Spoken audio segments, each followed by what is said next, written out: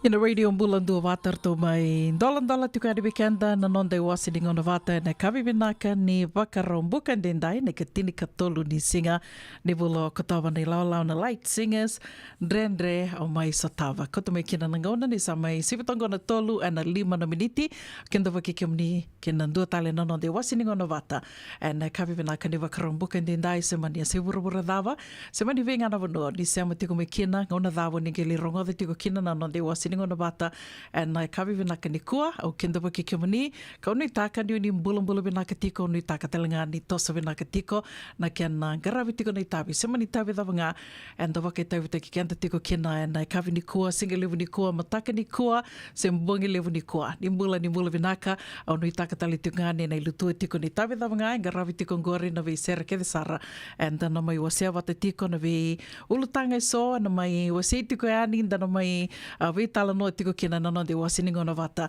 and e kabi vinaka ni wakarombo kendendai ka tinika tolu tiko ni singa ni vula ko taba be kito and bonua levu ngo Amerika na tomba levu San Francisco to toka tunanraki be kito and sa ni buroborongo wakanui ni vinaka semani sa buroboro davo ni semu tiko mekina and e kabi vinaka ni kua no mani toka ningo una buninda kua sureti kia mni menda na vitoma ni tuka ani na no de wasiningo na vatongo gele ke davo sartiko and na vitu na kaloko me bakana kia ni wakarau nda wakawini vinaka tiko virato na wakailisili mai na Lololo TV and na ritolo masoli ka rawa ni dandau wese matitiko ni kina i rongo and na vea kavi ke sara.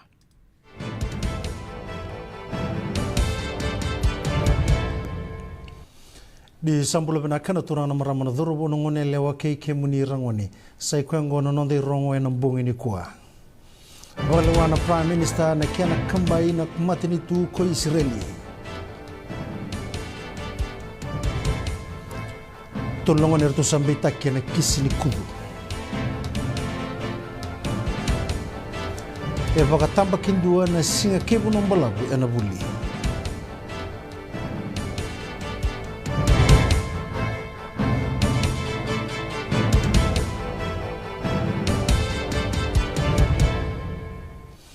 Mai bari takani kona Prime Minister Sitiveni Rambuka na nona senga nindua bata yana kana kamba boibalu na Hamas kina matini tu ko Israeli e bari takana Prime Minister na nona kawai na buku ni kena wana take undolu na mota kina leni bono ma Israeli kena vanga take na yarangi taleso kala ke babuna nama bua bakina na kena yali sarana mbula karasanga ni be kila na Hamas na yambaki ni mbula se tangane se lewa se na non rei tutu e balengati bolebu na Prime Minister sai kwa na ripoti ne mai balenga na ngase na ngone na non rei tiko en na ivolungu e sabaka utana Prime Minister na non da bonu ni kena masu na matini tu Israeli merau ni batakila kibera na ngoni sala mer na muria merawati talikena na mbula sautu en na ngona mbole era la koduru mati Kongo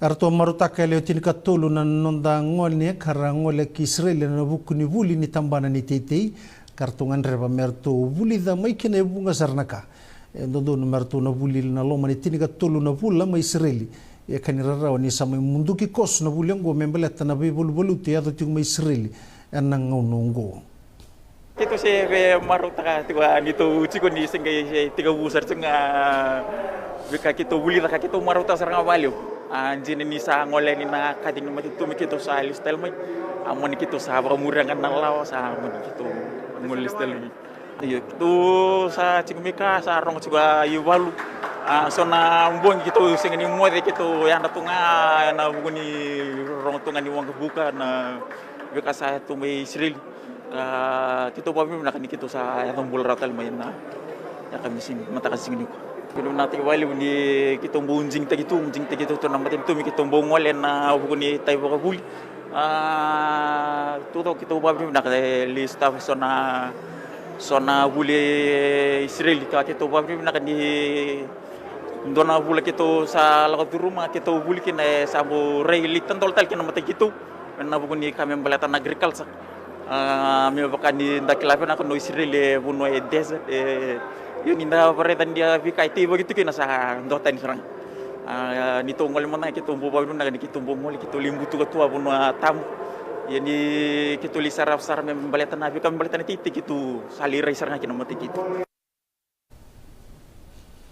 e baga bina takana kambani ni wonga buka Fiji Airways na buku ni nondra baga buka takili sumai kina nonda bonua na nrau na leni bonua ma Israeli na ngona ya tu kina na be bolu ti maikia e rua ne lawa do bengarabe na Fiji Airways ro be buka takana nonna buka takim li sumai kina nonda bonua ira na wekanda ngo tukuna ko Captain Richard Yuan na turanga ka buka taka mai na wanga buka mai Tel Aviv ki Hong Kong ni sanga ni daga rauro na kena buka taki mai na wanga buka mai kya kanimbuta kata tu na bi voluti e ba madala taka ko Yuan ni wanga buka na Fiji Airways e ndobira na wanga buka bina kandundua ena nonda Pasifika e satini kawalu to doko na embakina nona daga tiko ena Fiji Airways e ba bina kata talinga ko Kapitani Blair Ronley na turanga kanga ibuga taka mai na wanga buka mai Hong Kong kibiti na lau ando bingarabi na Captain Yuan ena buku ni ndei ni lona ena kena buka taka mai na wanga buka ena ngauna nrenre baka koya ka kuria ni ongo endo na vola tuku mai Australia bakakina ena nonda Pasifika. Arasa mai lewa na evitu na koli mai New Zealand na Fiji Police K9 Unit ni oti wono na vula na nonra terenitaki karasa mai panganga dota kana bengarabi ana tambanongo ya tukuna na buku ne commissioner batawa ni tambada no bisa sakio rekadi ni satu musarti kuna ni K9 Unit ana buku ni beto koni mai kina nonda Pacific kabaga kina ana nonda burubura mai lewa na komadi o sebu tambua na Fiji Police Dog Unit na tini na mbake Saudi esanga ni kino darawa na lebu ni nona marau ni ngona tarungi kino bo ni beka sarwata nona samarwata ni do bini best overall dog handler ka na vale na tambada no bisa sudah ndongo na mo may do may interview na tawali na iwoda wa dingom singli ko ento na mo bolli biya sulia na ka sulia ngelo bolli alustal may fiti yon talabula solibendo na kukulew dina no mitara do bingor tu may wala tinan kuna wala kalu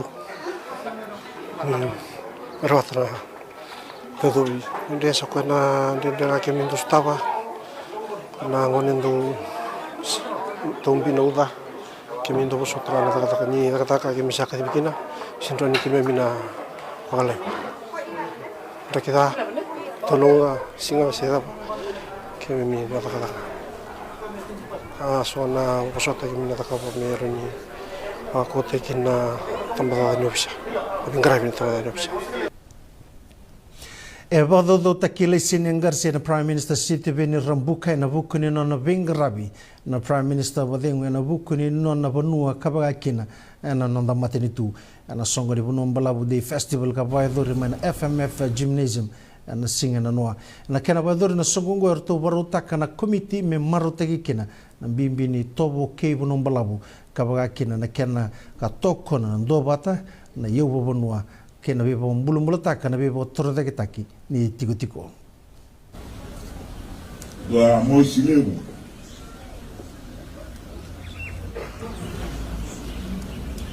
ngono mai tindole tuina abeli tai na turanga tu kumulo tindole na abeli tai usa sena fetanga ni kai me boleu usa sena fetanga ni laurei boleu ya tu dia kita sulingan meni sesama tawa na ina boleu ngai buata ina buana non raw awa wuli non dinata alo tu ni na noa dunia to yang tomanda muni sesama bo me wai lau tai na kampanye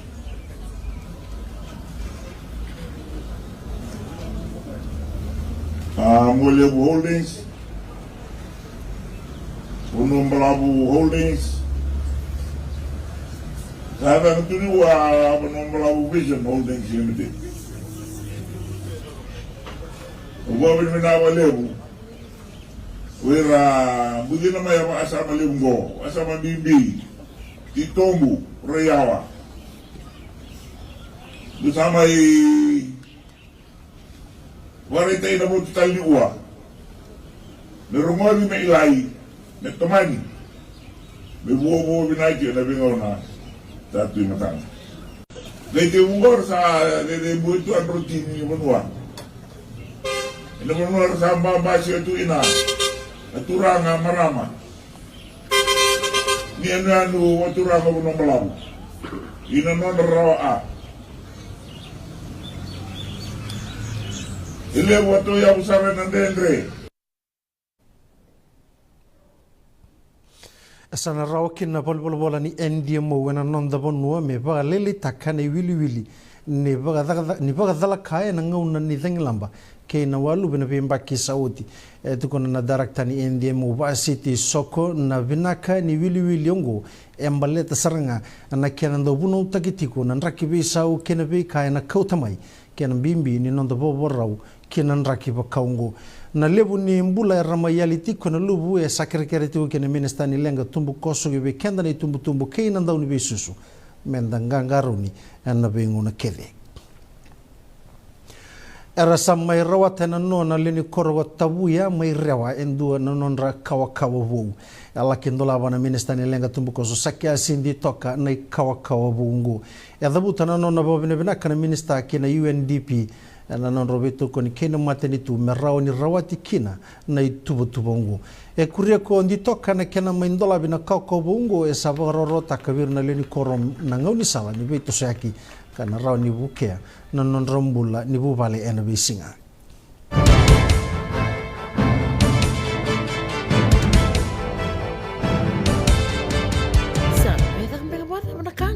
Nada baya? Sabi wala ki bakal form ni daga ka yo senga ni kilana da me da kawa.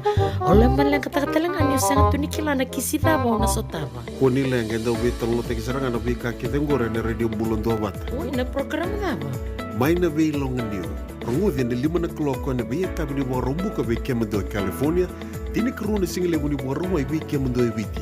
Go be to koni kina Connect Fiji Care. Endo na caregiving agency ni mo nito kay and Limanan Rao Capital Mall, Suite Rutolo Rolima, Sacramento, California. Endo bingraviki na o Mama Kalbisi Bosailani. Radio Bulon do Vata San Francisco. Mikoti kenda Vatamai. Senga dina ni kara rawa na daka waka kekiva. Ia endo na kainda wipu ke kawaka mama tataka tuna bingarabi. O ya ke tuna kenda to kakana. Leika na dalo na bisikete na rewa bata na sunbells e tinimbulu Macau. We kenda to na senga tiko ni driver se senga ni waka motoka kanda Dren no tutu beto seki. Erto satu wakarao na Divine Pacific Food Mart mai Sacramento. Merto talaveani na nong ni voliboli. Rawa sara. We tartarangayani na taliboni diwa dua ono toluva diwa ono saibarua. Merto bakarotaka katalada mai na nong ni voliboli. Ena kena ngona totolo tua. Divine Pacific Food Mart, Vitorua Viwawalu, Franklin Boulevard, Sacramento, California. Namba di telefoni Viwan Dua Ono, Toluva Diwa Ono Saivarua. Erto ngarabatalanga ni kena lewa sumburi ani nanomu yaya. Mai na nonreto stoa kina nomu mate ni katumba. Senga, esan dondi na marau kina boga vingile wo wakila. Wala Kesa mani kadhibi na nongumbula ke mundo sana senga ni lenga. Dona senga talanga ni rere walo ma se mundo warakati ko nila bundrang-reng. Balata ni swada kabatu na nongu life insurance policy. Iko da kabatu waka tapia.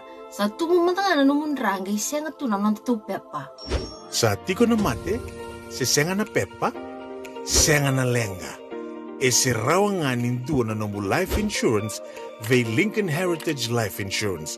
Na kambani ni life insurance ka nga niti kenda binaka na ito kay kanda sa may wagay tiko-tiko ngoya Amerika. Rawa-rawa sar na baka leo fomo. Text mai kina vasay wawalu, walu-wandua, tolu-tolu walu-lima, e na kenay tuku-tuku matay-lalay. Ini Matthew, isawa kuskusibe. Isa ni pula binaka. O se vivi mandongo kina maulimat. Elay taka kinendo na nito bakataka kana laylay. Yung layu kutaka bakatotolo. Ni bernir to yade ani nabulangi. Oi, o dia bakasanga. Erto bakasanga telang ora to. Sarara sarna. Go enta so mga nakakana. Ese ni ta so manakena bakanya takina olo. Oi, okay. Nagsaraman da kilatiko. Maulimat, Valima Rualima, Montgomery Drive, Suite 2 and 3, Santa Rosa, California. Veitartara sarani kinanaba ni telefoni 125 Rualima Saiba, Vitu Tolu 5 Vitu. Ena kena itugutugu matalalay. nongu chisu nongu banua. Dorongo na vima mani ono kina vitu ene kawani bugululu ve kemunda we California. Vima mani ruene kavi kina tolu ene singale wani lotilebu ve kemunda we viti. E warotaka na New Methodist Christian Fellowship USA. Rongonde na Radio Mbulando vata San Francisco me kauti kenda vata mai. Ia na Radio Mbulando vata sa sivitonga na tolu e na rua sanga vulu na miniti o kinda waki ka menina sanga sema vau tali tiko mai ki na ndua tali na no de wasininga na vata e na kawi vinaka ni wakarambuka ndendai waka vina vinaka tiko vei tupe na no na venga ravi tiko mai ka nda mai satara tali tiko kina e na kawi vinaka ni wakarambuka ndendai na madha sa oti do tumanda na kia na wakadhangi ka unitaka ni oni asarawa tiko mai e na nonda vata vata ngona Radio Mbulando vata na videos o mbita tiko ni kina na tamba talenga na vano totoka ki tau lei sar tu kina ka ki tau nanuma menda sarava bata. Awa nui taka ni oni a sarava tali tunga na we ka ki tau mbiuta tiko mai. Waka nui wena ka tiko ani o sere tiko mni menda na we tomani tiko ani na nonde wasiningo na vata ne kabi wena ka ni wakarambo kendindai. O ke la ni dumatanga na kau we waka wena ka taka tiko waka wena ka taki kiomani nandau seama tiko mai. Wena ka waka levu nandau maro taka tiko nandau weto mani tiko mai na nonde wasiningo na vata e ana wea kawi ni moniti ke na wakarambuka mai na tolu ke na vitu na kaloko winaka wakalewu we kimni nandau seama tiko mai ke na nonda vata ni wakawili katu na vi tala no e so ndau mbitu yani na itukutuku e so ndau tambaki tiko yani na nonda vata ngo kau ni ndau wakaitawi talitunga mai kena winaka wakalewu wakawini winaka talitunga ki we kimni ke vesara na wakambisi nisi tiko tauke ni bisinisi na kena sama indurira tiko na bisinisi ni tauke wekenda na ngone tauke inda sama wakandurin bisinisi tiko na wanua lebongo Amerika ya isa mbonduan dina na isau dona ka raun inda na maro takanda wakawini wina kataktikina ni soli tiko na isoli na waka sama na wakatule wando dono ka raun ni mai da wakandurin bisinisi tiko kina na wanua wakaita merongo Amerika ya dona ka wakawini wina katakitiko na nomu ni be bakambauti kamai domai rongo di tiko kina na nomuni tukutuku ni be boli na nonda bata batongo na Radio Mbulando bata. Ausreti kimni na kawini kua sivina 5 na tini na miniti na mai rongo di tiko kina na nonde wasiningo na bia kawini wakarambuka ke rondo me vital no tiko ni kina ke marama na ita marama kauvesi na vukunga ni itala noa se sombeka na vakasama ndo mai daura ki tiko yani na nonde wasiningo na waka i tiko mai na wilonga niu ka toko ni tiko kina na Connect Fiji Care. Waka wina ka tiko sa sivatonga na tolu na rua sanga vulu ka tolu na miniti. Tendo mandana de tavisera ni berni nagai vital no tali tiko yani na nonda boninga una. Awe waka mbula tiko kina na iwasininga no ngobi kamdo ke visara na sema tiko mai na kawini kua. Au kila ni ngosa waka roa i tiko na so tali na vanua waka bimbibe kamdo mai viti. Kau kila talenga ni so na vanua ngai maru taki tiko kina na singa ke viti. Se na Fiji Day na mua ni madhango. O baka nuni wina katiko yani na viva no iso ninge maru takatiko na Fiji Day se na singa kiviti na mua ni madhango baka nuni wina katiko na vuku ni waka rau waka mbimbi tiko vekimdo na sema tiko ngori mana ya tukuka ndo mbula vinaka tori katinai wakatanga kena vekimdo mai serene ngai maru takitalitunga na mua ni madhango na Fiji Day mbula vinaka maramatau maredha la langa vesi waka mbula talitunga vo ana nondi toka ni ndo sema sartiko mai Mombasa, Kenya. Thank you for tuning in. I'm trying to pronounce your name, Koppa. I'll just call you Koppa. I hope that's okay with you, Koppa. Thank you for tuning in always. Please share our page. Waka nuni binaka talitunga ni ve mei vatobo ni mbula sema sartiko mai Victoria. Victoria na kavini kua ke kemni ke te sara. Venga na vononi sema tiko mekina na kavini kua na buku ni tavi dhavanga engaravi tiko waka nuni binaka tiko yani. Nomuni tokani go una vuninda kua ni mbula binaka.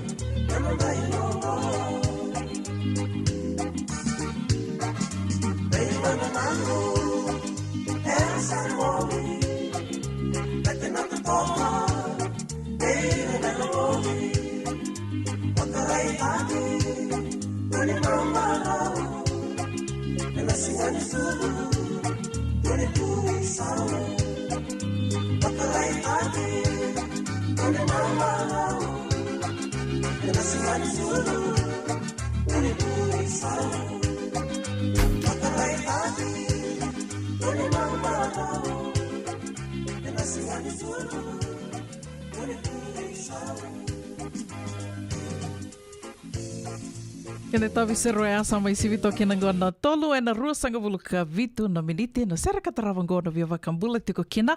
I would like to dedicate this song to Copper all the way from Mombasa, Kenya.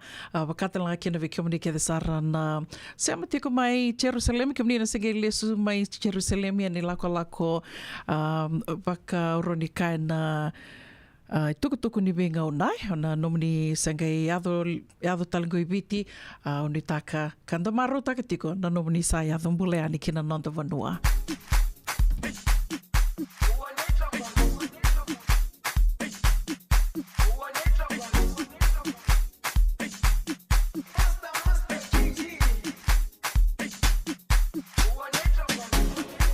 Jerusalema, ikayalami. Ilondoloze, uhambe nami, zungangishilana. Jerusalema, ikayalami. Ilondoloze, uhambe nami, zungangishilana. Dawo yami, alikolana. So wami au kulana ilondoloze suhambe nami dawo yami alikulana buso wami au kulana ilondoloze suhambe nami ilondoloze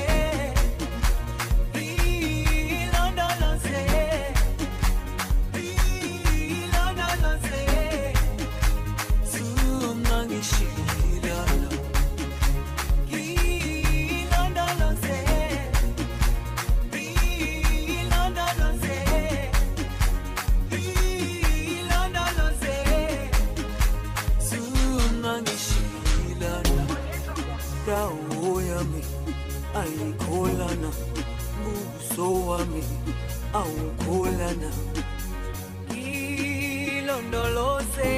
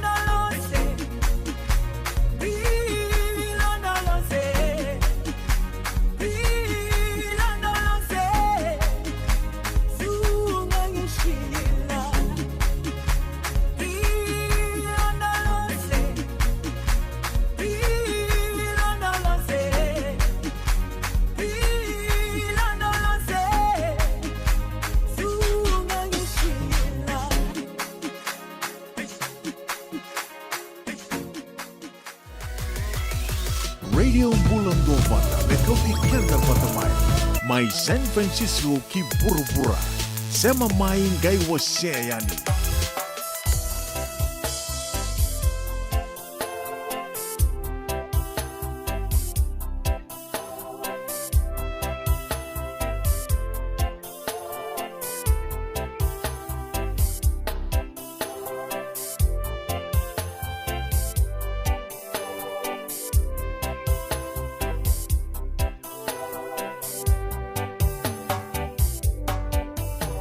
Andre meu mau ser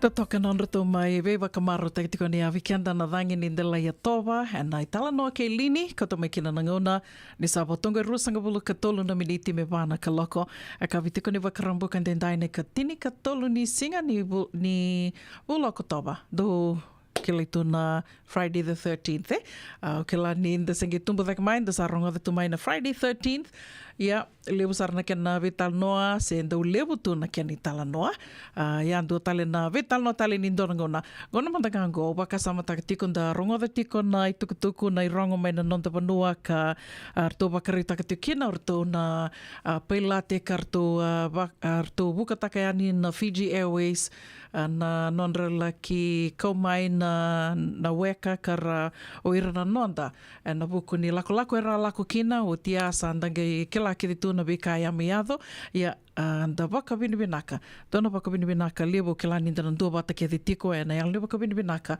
na kena rao ni lako ya ni na Fiji Airways na nonda wanga bukai artu sala ki usa tale mai sa rayado mbule ani kina nonda vanua kartu ge wakatarungi tiko artu na ilawa pailate artu bika o tiko ni andona kana non rito waka artu tukuna tiko mandanga artu ni senga ni karao na me buka take ani bao ya na wanga buka na ndona vanua ka waka iduru tiko kina na vivalu ti bao ya menga i rale usa mai na pasendia o tiakar endo mandangana bukan balabu ninda bakasa matakai karto bakarita tiko ni dona kanon rto bakabinbina kata tiko arto tukune tiko rto ni wanga buka sambu tiko bina kasarngai na wanga buka yana Fiji Airways songe bakasa mataka ke bakau ni ando bakamuri tiko mai na radio bulando bata oni na bakasa mataka tiko na bidana madha sawati ke to mai bakasar sartaki kele mai kian na Airbus 350 ya sange bakamenge kian isebu tiko ni ngona me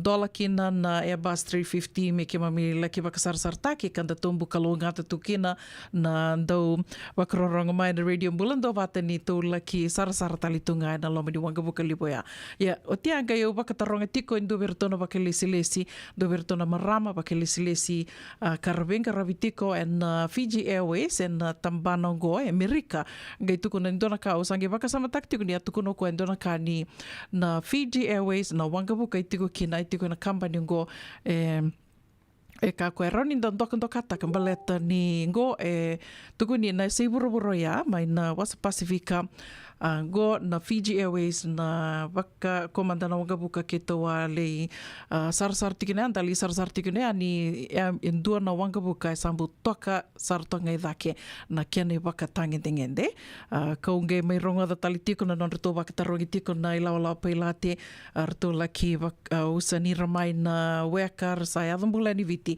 ni kawata talenga ya rito waka rita tiko senga ni karo rawa ka rito waka binibina katakitiki na ni rito tuku Tikurto na Fiji Airways sambu tiko bina kasaranga na wanga bukoya na non rito baka bukada mandanga mai non rito lako mai atu kono ko baka toto bata ke mandanga ke na wanga buka mai Australia sarorinda daka tiko ikya yanda baka bina katiko kilani o kenda ke denda na baka muri tiko baka mataila lai na visinga na vika adu tiko mai Israeli na vibalu tilebu ka adu tiko ya baka menda tundanga sar tu senda roni kambeka bakamenda wawa tu na vaba mande sananga yado en buku ni bebal voluti adu tingo baleta ningo sengi matini ngona me vakina ngona bakatangi deni bebal voluti ka yado tikongo ya ukila otimbeke vida lima sanga bulumbeka na embaki nge me batalengo koya ka lewe ratu kono tiko ralomanira na Leoni Vanua sir na civilians karatiko na Gaza lewe ratukuna ni sanandondonunga me vaiana kia ni lako beleta ni o ira na rtuna Hamas rtondo yana ka rtondo kilai tuki norto ni rtondo baka merto wuni tu en taundako ni Leoni Vanua na civilians so ira rasangendo le wuni tu radakabatu na nonra i bala tawa kili mbeka na nonra i pandida erando baka idortu ira senga ni nanumira tu na nonra tamata se ira na civilians karatu tiko na Gaza Strip o anda rede tiko na kena nonda wakamuri tiko na kena tukutuku e sambo ura wakalolo mandina. O ti anda ge reda talengana vika so e adu tiko e Israeli na kena tekabu me wakasamataka ni a ke lava kamera maru takatuna non rambula na visinga wakasamataka manda na wanua do tiko kinongori do maru takatu bangori na mdombula ngai do kinda dalanga saralakani na sutia saralaki laksarangana vi wakamatei wakamuri tiko na tukutuku e America na World News na ABC World News na 7 World News ngai tuku na tiko Robital no tiko David Muir ngai tuku no koe ni kila ertu wakarita ka tiko na mate ni tungo na wakatarungi tiko na mate ni tu i America ngai tuku ni tungo na ni e levo na ka e aliado Israeli se wakaiduri be ira na Israeli ertu se erasenga ni wakarita ka mai baleta na kena waka domo mbulambeka na kena lolo vira na kena sarui o waka samataka tiu na vosa da me waka yanga takai e senga ni rao ni wakarita ki mai menda sarava na leo i burubura tu doko na wakaloloma ni vika ya le ki wakaiduri ki na tobo kukoa kala ki wakaiduri beira na matapubali siso na matapubali beira na Israeli koe artu sa tuku ni tiki norto nda rongo de tiko na kena nonda wakamuri tiko na tuku na bibalbalu tika wakaiduri tiko ngo ni orto ma Israeli e rua ngana ka artu tuku ni tiko orto na norto takete matai o ya me sana wakambo kota ki kethe na bibanua kethe na erto rawa ni erto tiko kina na Hamas na Gaza Strip me rakako tale ni ra tiko na donangona sindona vanua me rao ni rana waka dortel kina so na wala kokoa se me ravaluti Israeli taleni kina doe akene karua artu sabi na katsaranga artu mirtu sana turli sotale na Gaza Strip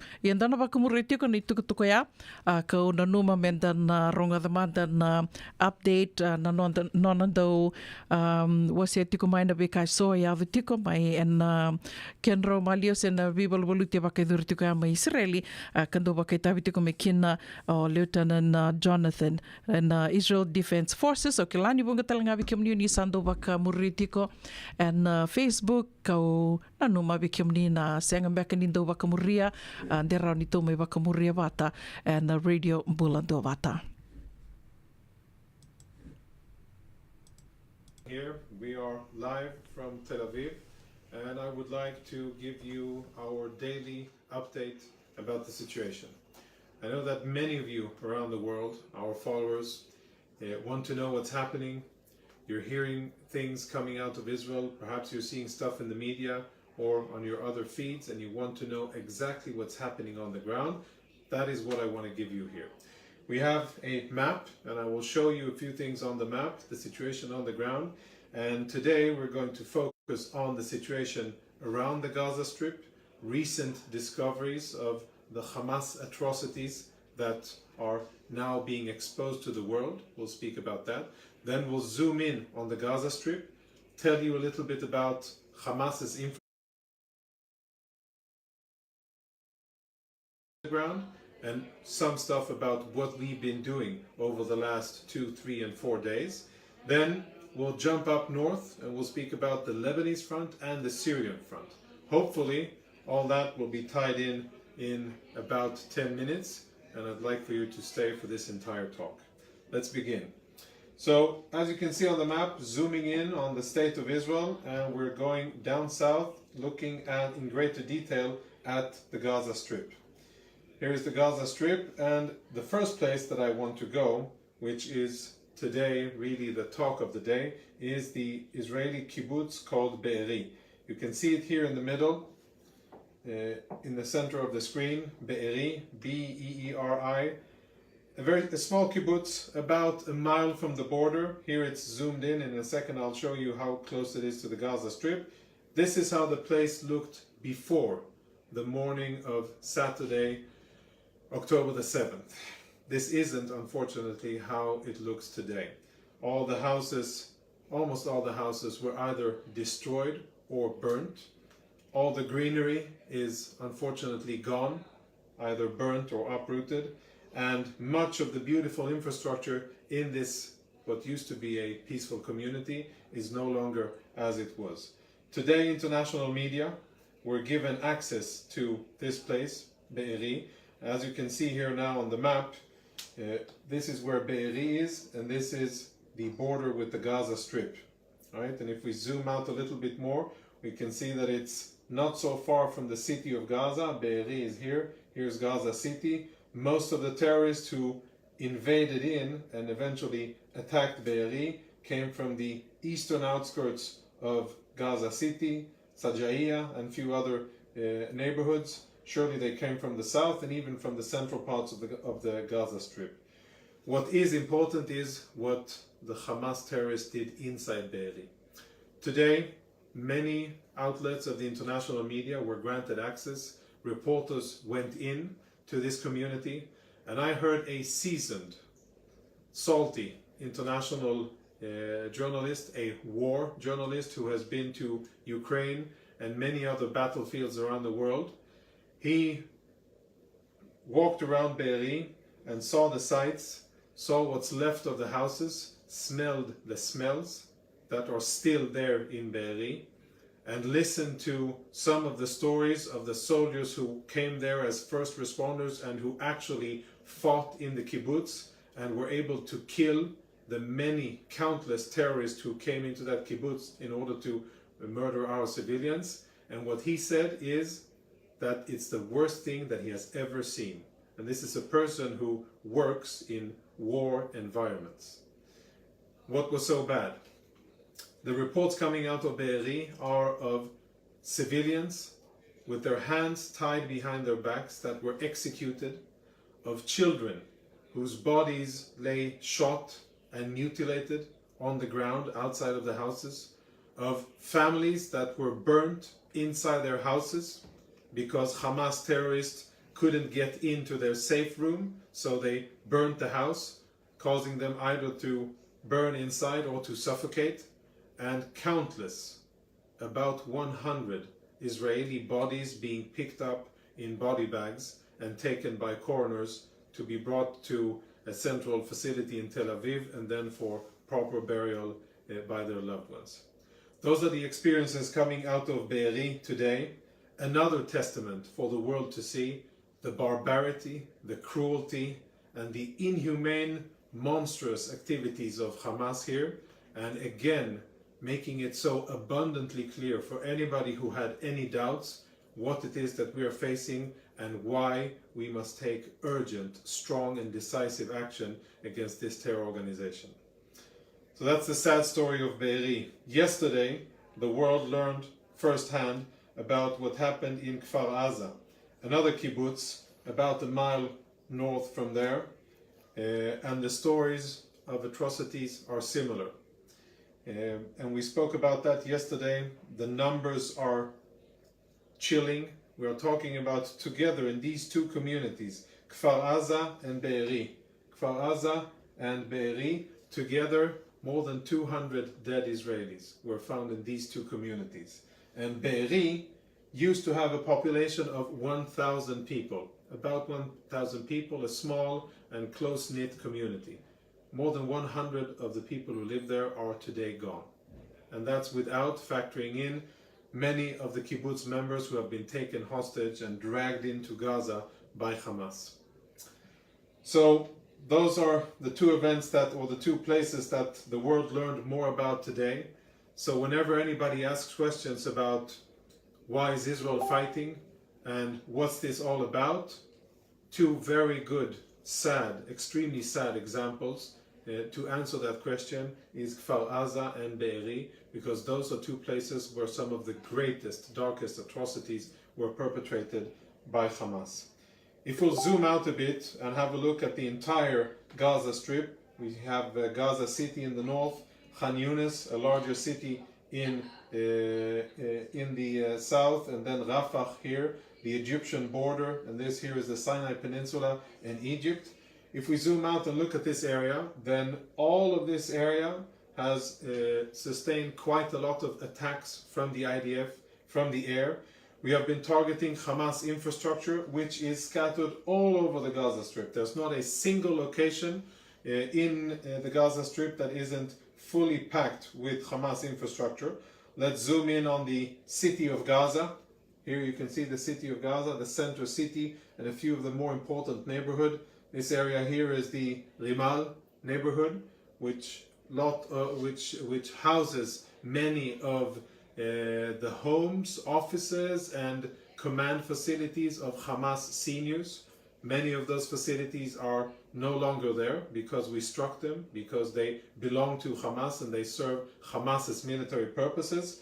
And similar stories in other locations around the Gaza Strip, in the city of Khan Yunis, as you can see here in the central southern part, and also in the area of Rafah. By the way, Rafah, this area here, this side is Egypt and this side is the Gaza Strip. If we could provide you with an image that penetrates the ground and shows you what's underground, what we would be seeing here is a network of tunnels that goes from the Egyptian side to the Palestinian side to Gaza. That network of tunnels, smuggling tunnels, is how all of the weapons got into the Gaza Strip. It's something that we need to remember for the future. So what's been going on in the Gaza Strip and the current situation is that there's been quite a sustained aerial campaign. We have struck many targets in the Gaza Strip. All of the targets that we are striking are military targets. Now I'd like to say a few things about that. You may have seen footage coming out of the Gaza Strip today, and it looks bad. It doesn't look pretty. Lots of destroyed buildings and lots of destructions. Basically looks like a war zone. Now, for the untrained eye, for somebody who doesn't know what all of this is about, you might think that these are civilian buildings. And you might wrongly think that the IDF is striking civilian facilities. Not so. Hamas uses civilian infrastructure for their military purposes, and this isn't new. They use, instead of having military bases and locations that are proper military perimeters and locations, Hamas chooses to act differently. They use civilian buildings, they use civilian residential areas, and they use other buildings that don't look military, but they serve military purposes. When we strike them, we know what we're striking. We're striking military facilities. For the untrained eye, it may look as if it is civilian infrastructure, and this area in Gaza is unfortunately full of it. Let's zoom out. Around the Gaza Strip, in most of the locations here, just to the north, close to Kibbutz Netiv HaAsara, and then close to the city of Sderot, where there were many Israeli casualties on the morning of the 7th of October. And all of these areas, there are now lots of Israeli troops, reserve troops in tanks and armored personnel carriers, APCs, and other military vehicles, gearing up, preparing, and getting ready to execute the next stage of Israeli operations. All options are on the table. I'm not going to commit here what and when we're going to do. I'm just saying that there's 300,000 reserve soldiers outside of the Gaza Strip, and they are getting ready to execute the missions that we have been tasked by the Israeli government.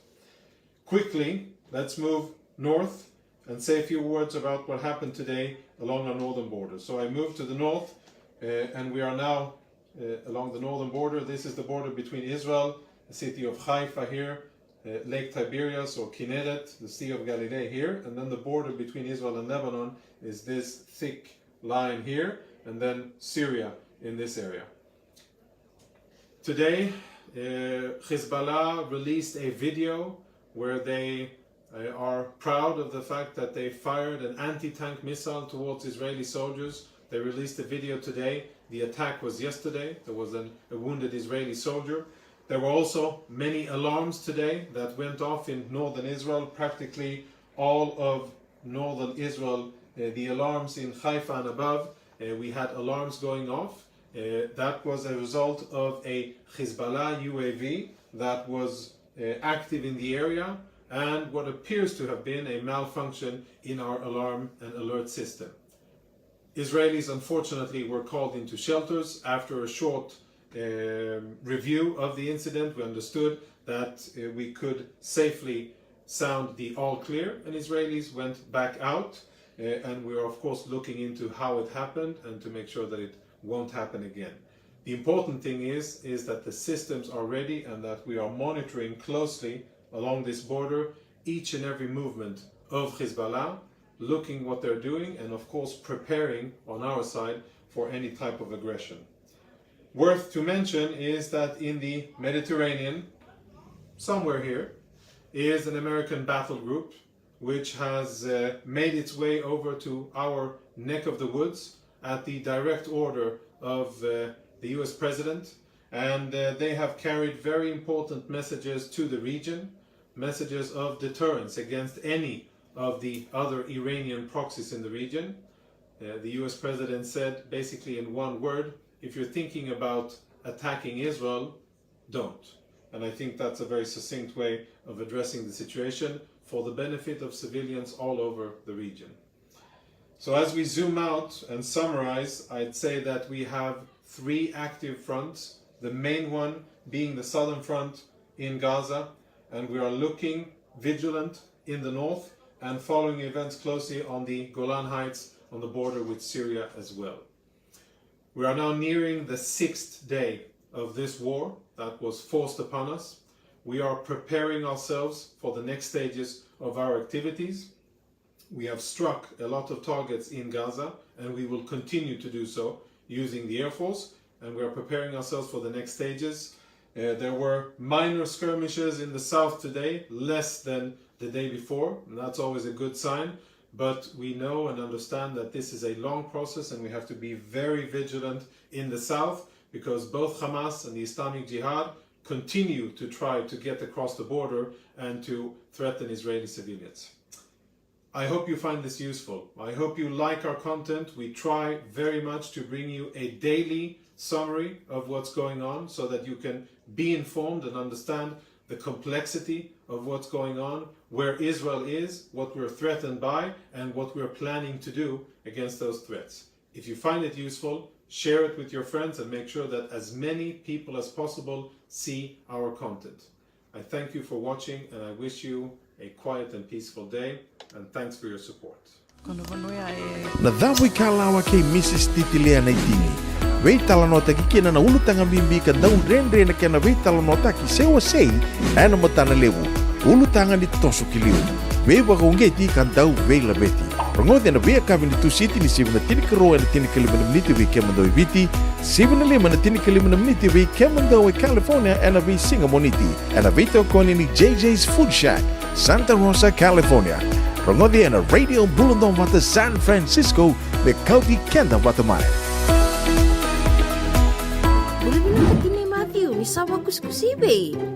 Isa ni pula pinaka. O se vive mandongo kina maulimat. Ele taka kina endona nito pakataka kana lain. Yo leu kutaka pakatotolo. Ni bernir to ya vea ni nabulangi. Oi, o dia bakasanga. Erto bakasanga telanga orato. Sarara saranga. Go enta so mga nakakana. Ese ni ta so manakena bakanya takina olo. Oi, okay. Nagsaraman da kilatiko. Maulimad, 5525 Montgomery Drive, Suite 2 and 3, Santa Rosa, California. Weitara sarani kina naba ni telefoni 12525 Vitutolu 58. Ene kena itugutugu matana lai. Kango. Nada baya. O sabi wala ki bakalefom ni nakadaka yo senga ni kilana na myo takaba. O lemban lang katakatalangan yo senga tu ni kilana kisitaba o nasotaba. Kuni lang ganda witang lote kisaranga na bika kitengore na Radio Bulundong Wata. Uy, na program daba. May na way longan niyo. Rangudin na 5 na kloko na biya kabi ni warumbu ka bi kemando California. Dini karuna singile mo ni warumo ay bi kemando ibiti. Goy bito koniki na Connect Fiji Care. Endo na caregiving agency ni Monito K and na Limanan Rao Capital Mall, Suite Rutolo Rolima, Sacramento, California. Endo wingrabikin na o Mama Kalbisi Vosailani. Radio Bulundong Wata San Francisco. Mikoti kenda watamay. Doyan Robina ka naman raman na ita. Do samba di ba kusa-kusa iwe? Yandra na ita. Kita sili katalaw Monday na Orange Lounge. Maleka. Warasan ba di kata-kata pinagasarto nga toboy, simpambakaw. Ngay way dala tu kinambata. Ko e sarangan kori. Sono ngona santa pinakatsarangan na kenta kakana. Di na to zoko. Kaya kita sana berata ini bagai singlebu, kita sana gali bagai kabi ngaya ni kena. Na Orange Lounge, katalau baga singelebu se baga kabi, baro te tu baga mango sangai to toka na bono ni kana.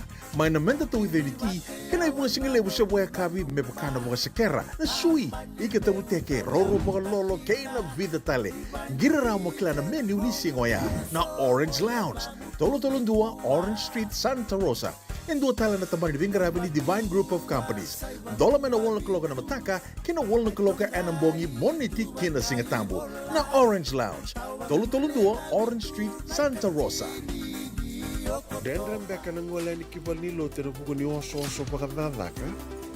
Sendra kita beka na tos nimbula, ko ni lenga sinu ingaw-gawa. Nana maki mai kina programo warotaki. Mai vera tau na New Methodist Christian Fellowship USA. Nongu chisu, nongu banoa. Rongo na bima manione na kabini buko lulu be Kemando e California. Bima mani dua na singilebu ni lotu lebu be Kemando e Viti.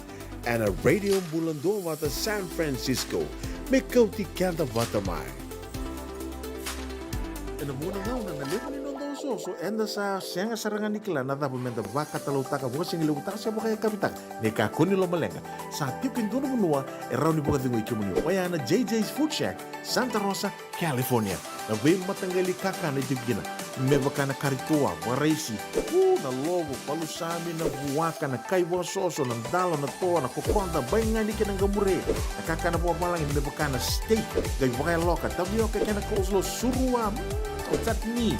Kailangan ko bata na kaya na pie, ng bani kay na manray. O yan na JJ's Food Shack, Santa Rosa, California. Erau sarang ano direct message virtual, giring akin na bitu sa iba bitu, tolo dio tolo, duon limono, se, o nga wala sarang alito, mito may nanomota, e na dio maluma, Billy Street, o ya e Santa Rosa, California. Erau talang ani rito ulit, dilibot na kaya na nagkemo katalawa sing lebo sa mga kabi, ya may Santa Rosa, Kinabato.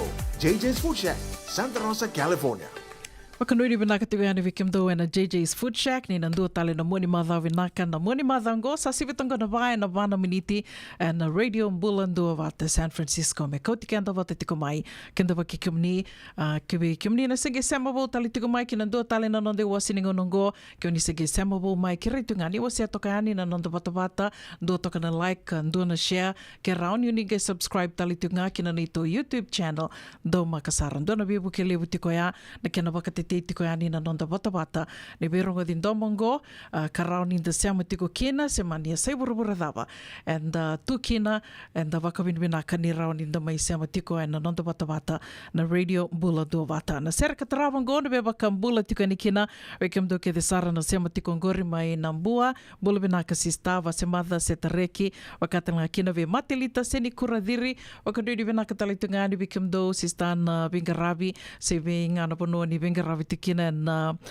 kabini bakarombo kendendai wakatala kina ve salesi mateitonga nimbula benaka salesi wakanuni benaka tikani vikimndo wenga na bono do sema tiko mekina and kabini kua William Miller nimbula benaka wakanuni benaka talitungani vikimdo sanga tala ningola da vitikina o metu sela ndrama sei nimbula benaka na tambula benaka vikimdo kede sara and Zion Shopping Center mai tabua Solomon ituranga mai muri wakanuni benaka talitungani vikimdo Sanga talani gola da tikino Egi Naisa nimbula binaka Egi mbula binaka Samuel Koroi bengana bono ni sama tiko mekina na singilevu ni kua wakata la kina vi maramatau Irena Tema dombula binaka wakanuni binaka tiko yani na wakuni tuba semani da bangana tuba sa tiko na moni madango sanga talani gola da tikino sista Chuta tia la veti mbula binaka Butch wakanuni binaka talitungani vikimdo na sasanga kabala tiko wakatala kina Vitori katinai ke kemdo ke desar na sema tiko ngori mai na yatu kuka senga tala ningola da vitikino kemdo ke desar na sema tiko mai serne na buku ni kena maru takitiko na singa ke viti se na Fiji Day wakananu mitiko na moni madango wakanuni binaka tiko ani vikimdo ka unitaka ni totoka talitungana ndraki vikimdo mai asana ngori sibitangona ba na ono na miniti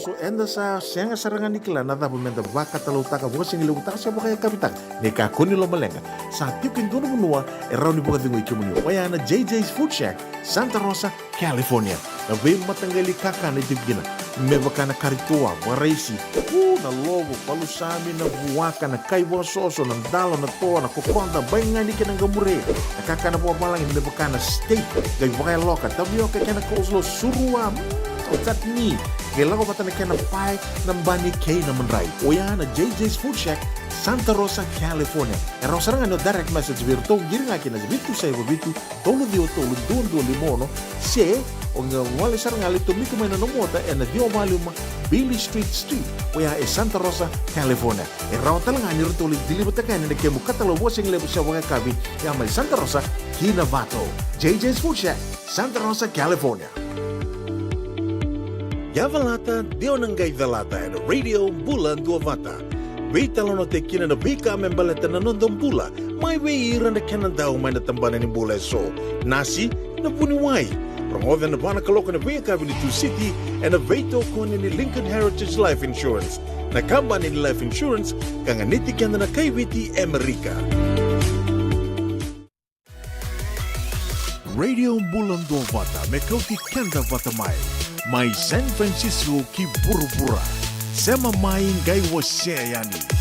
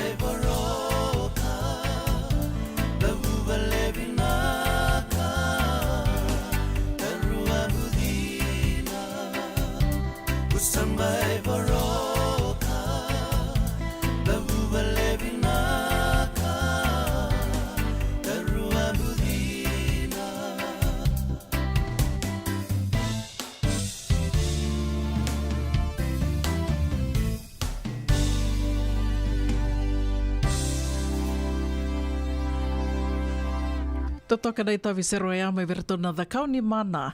Se dhawa mbeka nungu dhalar to mai tarogi kenda tukani na kavi benaka ni wakarumbuka ndendai ne katini katolu ni singa ni buloko tava. Wakanduni benaka tiko vekimni na sema tiko mai. Sema ni ase burubura da wangau ni sema tiko mai kina. Wakambimbi tiko vekimdo mai viti. Kala ni sa singa libu tiko ni wakaroa yongo wakanduni benaka tukani. Na buku ni wakawakarau kena singa ni mataka. Singa dhokona ki tiko.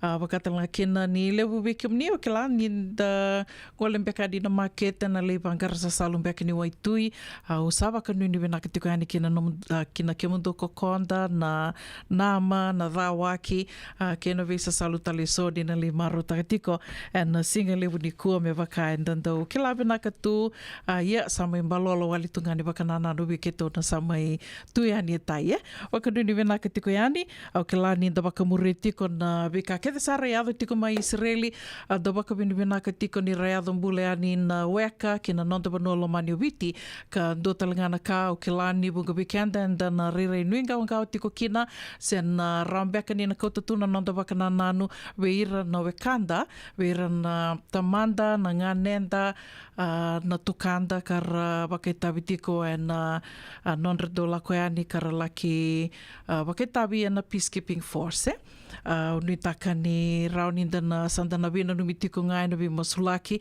waka rongo the tiko na ai tukutuku mai vi Lieutenant Jonathan and Israel Defense Force ni tuku dona bono e dhabuto koe ai laksar nungu baka na nanu ndo talangana nga nengu benga rabitiko mai na tokalau e loma e na ngona saranga ngo mai na Golan Heights ko kila nina bunga talanga bikim nina ndo sema tiko mai ratiko talanga mai e sana ya na nomunilo ni balembeka se o ta se o momo se ngani muni mbeka benga rabitiko mai e sana ya ka konga ya sandana vi na numitiko nga na vi masulaki ngona mandanga ngo na itukutuku na sana na bonoli bongo Amerika o ya nira etiko na nuinga ngawa karasa andra visar tikina bakalebu na tambana ni betango makeso na ubisa talangana sotia en kena riba mbita kitiko denangai yadona yababala en sombeka beira karasenga ni talitaka na vika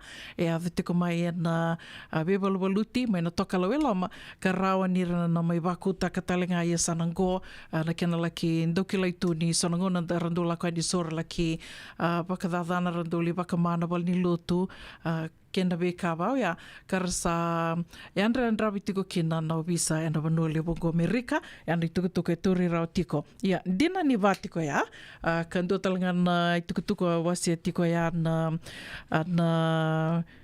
toranga ni valu mai Israel Defense Forces kada sangai ronga do tina nane baka matalan do talangana kai wasi tiko koya ni sa do talitunga na ilaulawa Amerikar to ngoleani karsala ki o kelar to keli tumbe kai wai vatiko ya go me erlitunga to keli tunga keli dir tumbeka me rambeka ni bakarita katunga beira na vi matenitu na vi sano ya mer tiko baka malua me ka kodidua ya vavala sena numa men kambati Jerusalemiani so Israeliani ya na katalanga ndrongo tiko ia na veka kedea e rauni da o ke lando na kai rauni da nuinde tiko kina ni rabakarita tiko irna do baka ndindingo tiko e na tambana ni lavo se na world economy tuko ni tiko ni senga ni na baka lenga na bula baka lavo se na world economy e na ngono go ya na veka e rida rawa e na ngona mandanga go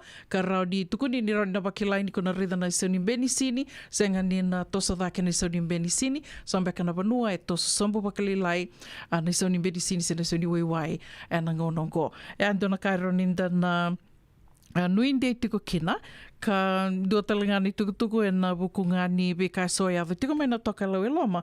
Ngoe ra waka tukuni tiko ni ra wakaungeti tiko i rana i tumbu Gona i tukutuku mai na CNN ra wakaungeti tiko i rana i tumbu mer na yanran rawi tiko mer na gangaroni sara tiko be i rana ngoane baki teenagers ke wakai rawa laksombu na nonre baki ni bula mer me kakuni ra wakatarai mer reida na nonre social media account me wakana Facebook na TikTok Instagram ke na be wata tali social media mer garu na baleta ni tukuni tiko ni rawa ni artuna wakanga taka na Hamas se irna terrorist mer na biuta mai na itamba na kenri tamba di nonra waka rawa taki ra waka matei o ira karko waka besu menga imbiu dake mai na social media se na be wata so ka rawa ni na reida kina ngone ra sarawa kina ngone rawa ni to wakanga taka na Hamas na be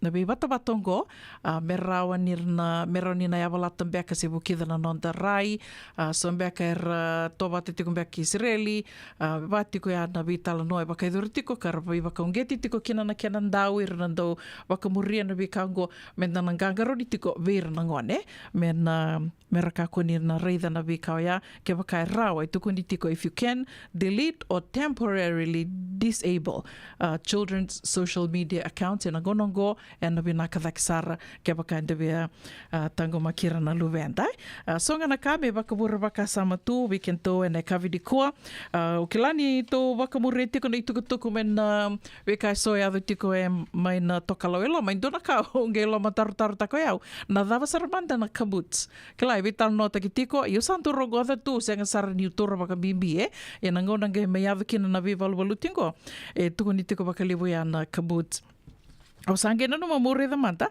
we keda to na sanga tiko di sekila na da sarmando ya o sange re ni ando na non re tiko baka na tiko ya to ya butaki na matai ni tiko bao ya da rongo da tiko ni na matai di bonua ni rangole mai uira na batikandi se uira na Hamas ya na bono saranga e tiko bura baka da me kinen do ni tiko bao ya sena kabutsa o sange baka re tiko na matai ni kabutsa to ya butaki ana tinika diwa tini na baki tini kadio tini 1910 to ya butaki kina na tiko bao ya na kena to ya butaki na baka na nanu ya tiko sia to ya butaki na kena usutu tiko ni to ya butaki na kibbutz na tiko bao ya membala tiko na tei na ngono ya na ngono go sa bibi so mai na bula bibi so mai na bekai na biambaki ka satu kunia baka me sa mai tiko baka daka mbeka roninda kaya se sona bonuera daka tuto bat kina na daka kina vitamba na tali soer sa venga rabi kina me venga ni tike na ngona nda sambula tike ngo ya na e vakai sanduanga ni tiko ya na kibbutz vikento na senga tiko ni sekila ona numa me wase tunga yani kabina kani ndage rongo tiko ni tuku me na vese burubura sanda bukila tiko so na kaoi ya e vital no tiko na kaya sema tunga mai kina radio bulando vata na dona ngona leka ngonda na rongo da kina na rongo mai vali songo vida na rongo ya tiko mai vikenda na kavini koni sa sivitongo na vai na rusanga buluka vitu nominity sera katarava gono beba kambula tiko ni kina ve dendro makita ni bulu vinaka wakalevo na sema tiko mai Rosebud, Oregon. Wakatelanga kina ve Debbie Ramakita. Thank you for tuning in. Kere tunga ke wakain Rosenberg tiko ni wasiana nondo vata kera ni nrongai wasetunga yani dua tak mantanga mai na like do makasara wakatelanga kina ve kimundo mai serne na buku ni kana maru tiko na Fiji Day na moni madhango bolo vinaka mare da lalanga vesi Penny na wori ni bolo vinaka ni sema tiko beka mai ve Penny wakanuni vinaka talitunga ni ve Valentine Mila vinaka wakalevu sa sivitongona tinika ndua na 5 miniti awambotsa na sivitongona tinika ndua na rusanga buluka vitu na miniti wekimdo mai viti wakaduni vinaka tikana wekimdo na singalevu ni wakarawai ndai wakatalanga kina ve vasemada bula vinaka sista awaraki ko tiku molako mai ndurgele wangardawa ki wakatalanga kina ve matelita seni kuradiri ndombula vinaka salesi matetonga ni bula vinaka na sema tiku mai na kavini koa wakatalanga kina ve metu Selan Roma sei ke kem to kede sarna sema tikongori mai na Zion Shopping Center wa kanuni venaka tikani we kem do ene kavini kua wa kambula talitungani we kem ni kede sarna venga ravi tiko na vili ni tiko na velonga ni weso tando tiko na velonga do weso ni mula venaka.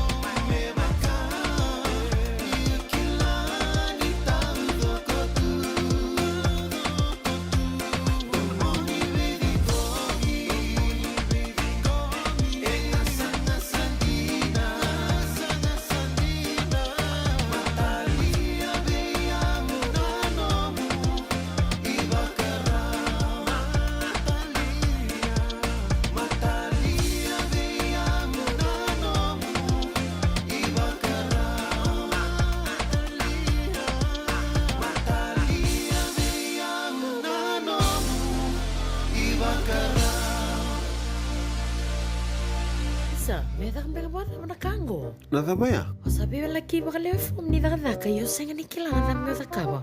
Ole malang kata-katalangan yo senga tu ni kilana kisita ba na sotaba. Kuni lenga ndo vitalo te kisaranga na vika kitengore ne radio bulon do bat. Oi na program daba. Mai na vei long new. Rangudi ne 5 o'clock na vei kabini bo rombuka vei kemendo California. Tini karuna single wuni bo roma vei kemendo viti. Ngoi vei to konikina na Connect Fiji Care. Endo na caregiving agency ni ngoni toke and a Limanan Rao Capital Mall, Suite Rotolo Rolima, Sacramento, California. And the Wingravikina o Mama Kavesi Boselani. Radio Bulando Vata San Francisco. Mikoti Kenda Vatamai. Nungu chisu nungu badua. Dorongote na vima mani ono kina vitu ene kabuni bugululu ve kemado ve California. Vima mani ruene kavi kina tolu ene single wuni lotilebu ve kemado ve viti. E warotaka na New Methodist Christian Fellowship USA. Rongote na Radio Bulando Vata San Francisco. Me kauti kenda vatamai. E senga dina ni kara rawa na daka waka kekiwa. Ia endona kainda wipu ke kawaka mamanta taka tuna bengaravi. O ia ke tuna kenda to kakana. Leika na dalo na bisikete na reo bata na sunbells e tinimbulu makau. We kenda tona senga tiko nindraiva se senga ni waka motoka kandau Dren no te tube to seki. Erto satu wakarao na Divine Pacific Food Mart mai Sacramento. Merto taladeani na nomni voliboli. Rawa sara. We tartarangayani na taliboni diwa dua ono toluva diwa ono saivarua. Merto bakarotaka katalada mai na nomni voliboli. Ena kena gona totolo tua. Divine Pacific Food Mart. Viturua Diwa Walu Franklin Boulevard, Sacramento, California. Namba di telefoni Diwa ono toluva diwa ono saivarua. Erto ngarama talanga ni kena lebo suburi ani nanomu yaya. Mai na nonderto stoa kena nomu mate ni katumba. E levo tu na bima tanggali life insurance e Amerika. Ka levo talanga na kena itu. Ia na Lincoln Heritage Life Insurance yang niti kenda mo binaka na ito kay kanda sa may buhay tigo-tigo na buno lewo mo. Kaya wala may bangande, so sa may buhay tigo-tigo tunde. O tawi matutiko si Sen. Raw sara na banga lewo fo. Katigo talanga na ilawi maruroy. Lincoln Heritage Life Insurance. Na company doon nga ito sa mga claim. And aloma ni rosa nga bulu kabane awa kasama niya na lenga isang wati karuan na ambag. Sigaw mo na website ko ito gori si Texby. Kinabasa ng walu-wandua, tolu-walu-lima, e na kinay tugutugong matay na lang. Lincoln Heritage Life Insurance. Eh, doon pala ito politiko. Doon sa halo pala mo din Sabar mandangan ito bulu-buling, gaya o tala ito ni stoa. Tolako. Sabi niya na stoa, wala ka tungang maulimat. May binaka ni satu kits ngaki na nakatungan reba, may paleta na nato ito ilalako. May binakasar nga. Boleh roti karimateni ni kina. Dato birito na bisi nga nagkarimateni. Said means kaya na sausage roll. Gaya rito makuntal nga bukas ang lemon na bisi. Karatal mo na address? 4525 Montgomery Drive, Suite 2, Santa Rosa. Do baka parro chubega kina do na ni matubale. Senong do boli nga baka matawa. Wali to mata kina mauli mata. Esa tu kede kina na yaya ni kakana. Yaya ni ti kina bikala lai tale so. Kanda unrendre na kunea. Tu raw talaga ni kota nom ni bulu-bulu ke bawang ni tigo man na Marine sa Sonoma County. Kandere nom ni Villa Guayaki. Vitar tarani kina napa ni taliboni. 125 saiba. Vitu tolu 5 vitu na kena itugu matay lalay. Mau 5 dan 25 Montgomery Drive, Suite 2, Santa Rosa, California. Ongo na Radio Bulando Vata San Francisco. May kauti kenda vatamai.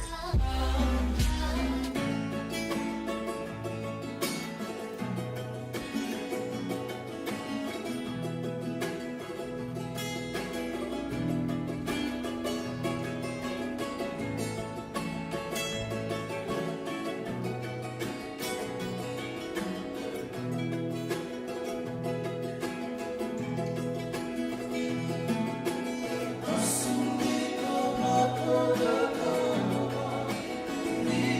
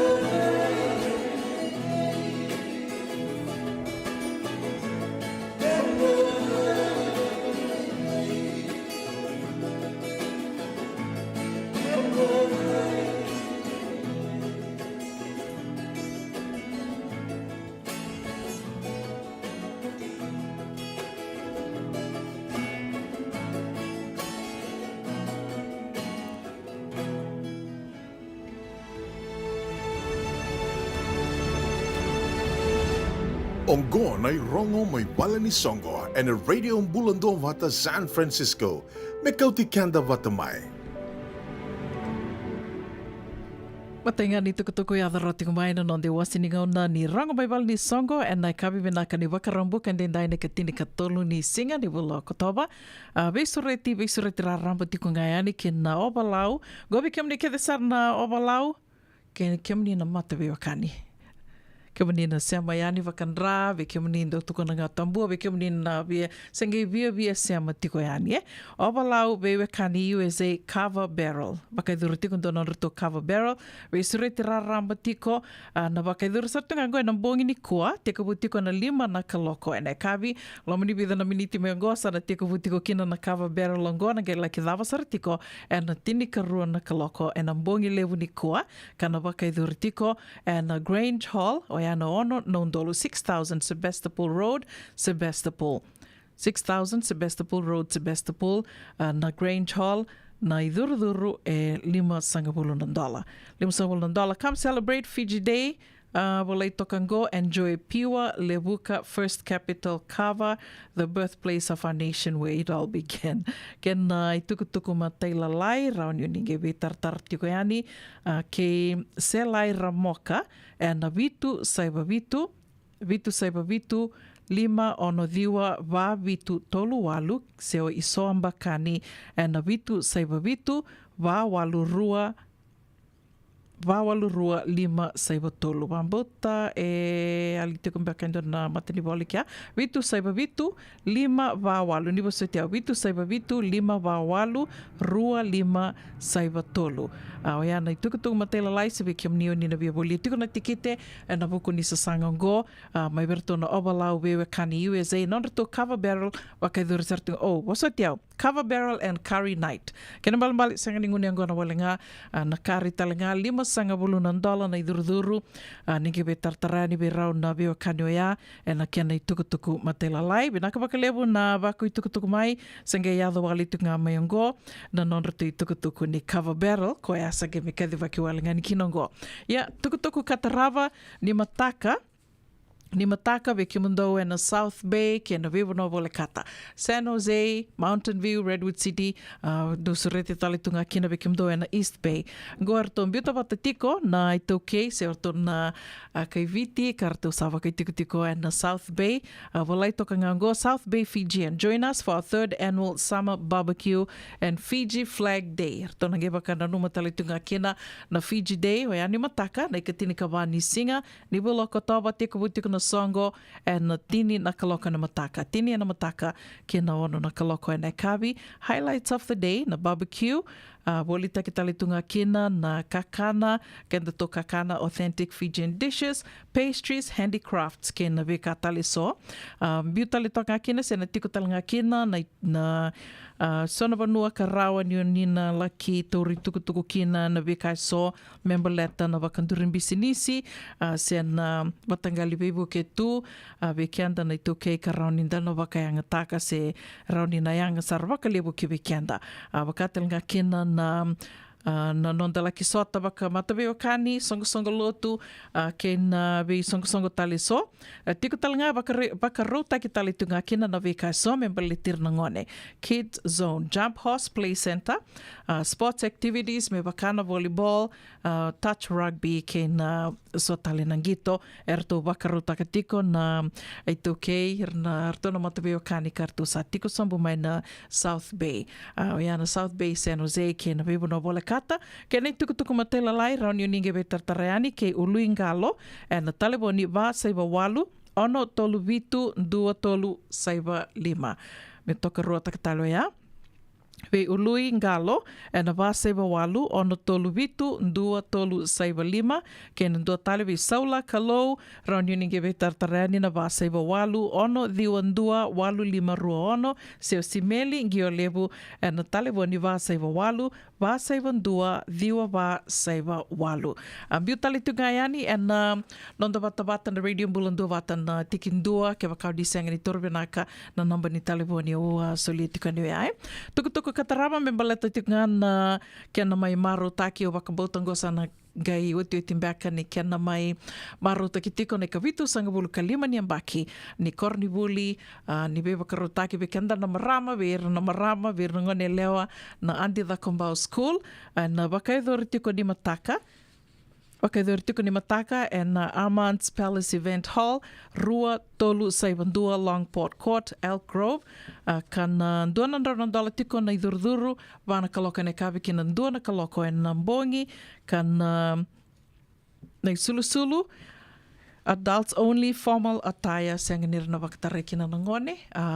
So na libo na songo bango, and the sandu reda nira sandu kutiko ni kina nangone. Ya Kongo, ni mataka ni senganir na wakatare tiko kina nangone.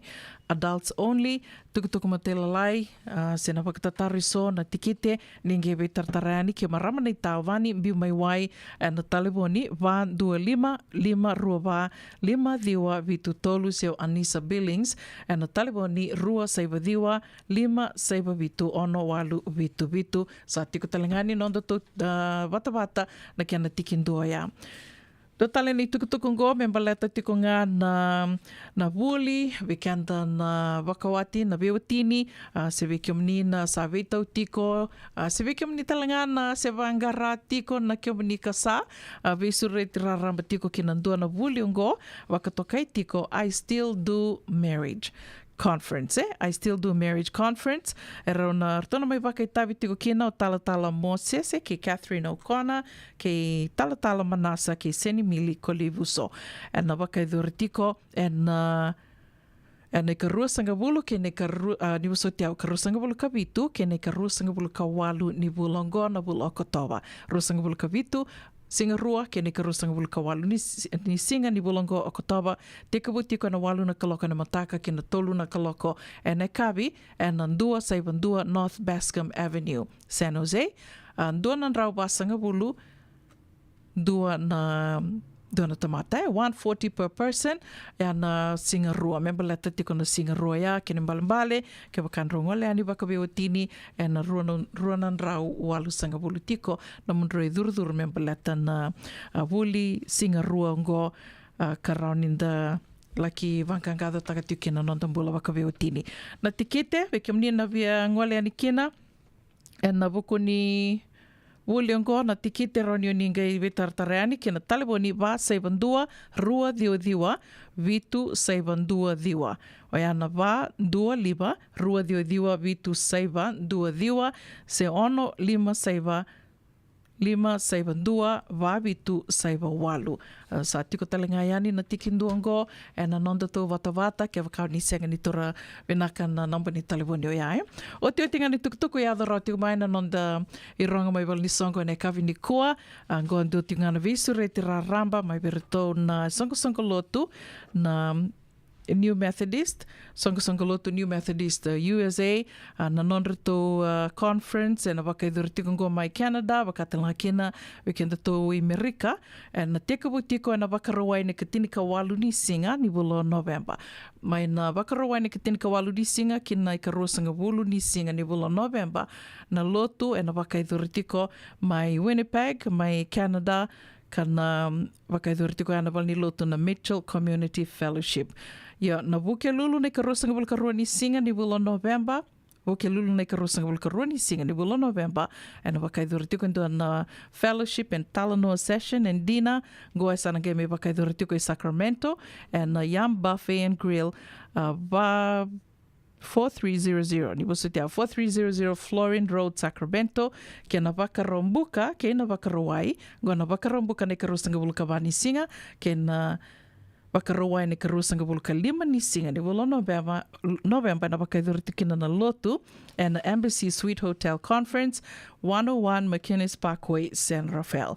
Tuku matela lai membaleta na lotu ke na ve songo ni kede kasakadi wa kionyo ya rauni ninge be tartareani ke Senior Pastor Simeon Mbale na taliboni 125 walu vavitu tolu rua ono 5 seo Senior Pastor Savinada Tivanga na taliboni vitu saiva vitu 5 diwa saiva 5 ono. Senior Pastor Savinada Tivanga na vitu saiva vitu 526-5050.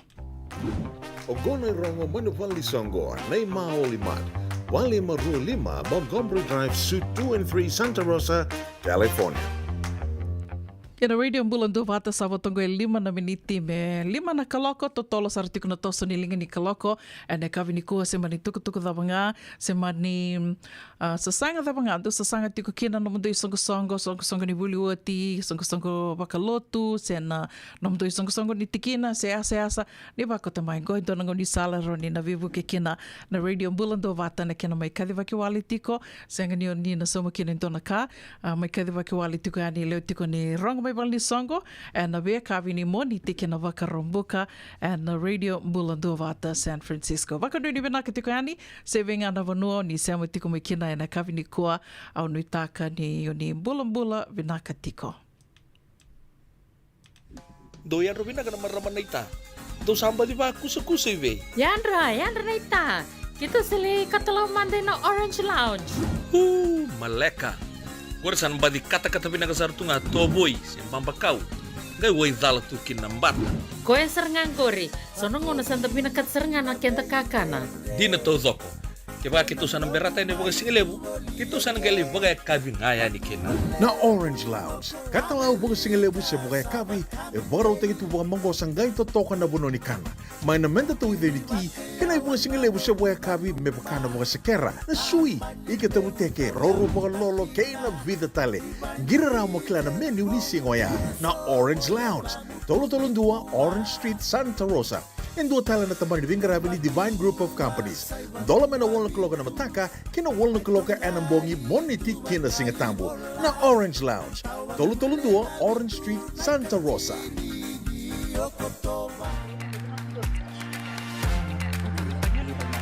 Nadawi kalawa kay Mrs. Titilia Naitini and a Vito Goni ni JJ's Food Shack, Santa Rosa, California, and a Radio Bulando Mata, San Francisco. Nadabaya? Sabi wala ki baka lefom ni daka yo senga ni kilana na me dakawa. Ole man lang katakatalangan yo senga tu ni kilana kisida ba na sotaba. Kuni lang ganda Vito lo te kisaranga na bika kitengore na Radio Bulando Mata. Uy na program nga ba? May na long niyo. Rungudin na 5 na kloko na biya kabi ni Warumbuka Vike Mando, California. Dini karuna singile muni Warumay Vike Mando Viti. Goy Vito konikina na Connect Fiji Care. Endo na caregiving agency ni Monito K and the Limanan Rao Capital Mall, Suite Rutolo Rolima, Sacramento, California. And the Wingravikina o Mama Kalbesi Vosailani. Radio Bulando Vata San Francisco. Mikoti Kenda Vatamai. Ay, kemundo bakando tunga may viti. Sa baka matalaw na naman daw ko bati. Sa lemo na kemundo tinika na tinimbulu makaw ng bisikete na rewa bata. Red cow, whoopoo! Dasa ko si masarangan na ikatungo. Gamay tutala na kinurnibono kinambele. Pai, correct. Da wala may way. Uy, do sa ito ni kila. Kito bulbuli nga may na maulimat. Toko nga ko Santa Rosa. May way? Na maulimat, wele. Dako na nanonda business ng ngonit daw kay Amerika. Daw ko sa may. Daw may wali-wali na maulimat. 4525 Montgomery Drive, Suite 2 and 3, Santa Rosa, California. Ana radio Bulando Vata San Limando na kaloko sa retika menina na makitigo mai 7:05 na tini na miniti kero na may betal no tiko yani ke naita marama ka vesi vaselangi na no de wasiningo na vata ana vea kabi ni bakarombuka na irongo mai na be longa new ka veto kondi tiko kina na Connect Fiji Care ko yana be kai so dando lakaduru matu en ve longa new bakambibi en longa new le bundu kanda kilato dogutu na yado bai Amerika sen sa sangatiku mendangai ngole mai Amerika yan tambana ni caregiving yes en nonda mai begarabi berna berna tambangase bakatang laki na berna tambangone ka rotobi mate se sengani todo kon non rambula na itubaki di non rambula do tukunitu na berna special needs ya talanga sa wakai dura talitunga vira na venga rabi lewa talanga rasama i venga rabi tiko vira na special needs ninge nana makitiko mai na dona ngona leka ngango ya na ngona matanga ngo na beba kambula tiko kina waka vinu vina ka talitunga ni veke mni na sema tiko mai na kavi ni kua venga na bono ni sema tiko mai kina waka nuni vina ka ni bula vina ka tiko bula vina ka nau pasipa nene lebu ia sa totoka ndina na lei sarasara au sa tuku nga kenda kede na sasanga mai walangi waka bimbi kento na sa mai waka tiko Amerika ke waka e to rawa ni ngole ni Alaska na ndona ngona to ngole baleta ni wango na nongorai kenda to lebu ngana ngona to vital no taktu na sarasara do lebu kenda to sasanga i Hawaii me to li sarasara i Hawaii anda tu me bitin da sandoronga te tuna totoka ni vanua ya Hawaii klana dava Hawaii to bata tunga i California to bata tunga mai viti ndina ni tu e sona kai vi ndui toka baka lelai ia for the most part e toto wata tunga kena kada sa ke la tu mai viti baka talanga kena ve kenda tu i California ko ia au ve waka unge te kina muni ngole ani if you get a chance ni la ko ani ni li sarsare Alaska e ndua tani waka ndua na ndraki anda wakila na kena totoka ko ngana vose au waka samatakai au kurambu i ka ngalu ka ungorongoro tu e na totoka ni vanua ia da sa rai sa senga na vose menta waka madhala taka kina na totoka ni vanua ia da saravanga na linga ni kalo e na totoka ni ve ulu ni vanua na ve toka i tua andangai lako ia ni na ve uthi wai wakasamataka Alaska e rtombiu bata na tolu na states o California, Arizona, ke Montana. Ortona leo tolu go rtombiu bata ia sana kai rauta na levu ke Alaska na lebu ni vanua. Dina ngani senga soti ni lebu na wili ni leo ni vanua me wakatoto watataki California ia na tukuni na land mass na lebu ni vanua ia bitir to bata na tolu na states ngo karto state lelebu ndundua California, Arizona, batike Montana. Bitir to bata ia awa waka madhala takatal tinga veke mni na waka mureti kuma ya veke mni na senga ni waka mureti ko na videos ka wambito tiko ya ni waka samataka ngo e tolu na milioni na lebu ni uthi wai usenga ni rani waka madhala taka na ndui na kena kangai wala itu ya 3 million lakes na uthi wai ya lebu na uthi wai ya sambo uthi wai le lebu ndina saranga e tiko na bonongo Alaska ya na vekau kona vekau e lebu ndundua forest ya ke wakai koreda na Google the largest forest in America e tiko talanga mai i Alaska. Dona kada do rongoda tu na North Pole da senga tu ni kila o yo mantanga do rongoda tu na North Pole and do tu no vakasama ni do tani talen na matani tu e tu kina na North Pole wakabi do vakasama takatu ya ni tu mai Iceland back na bonovaya.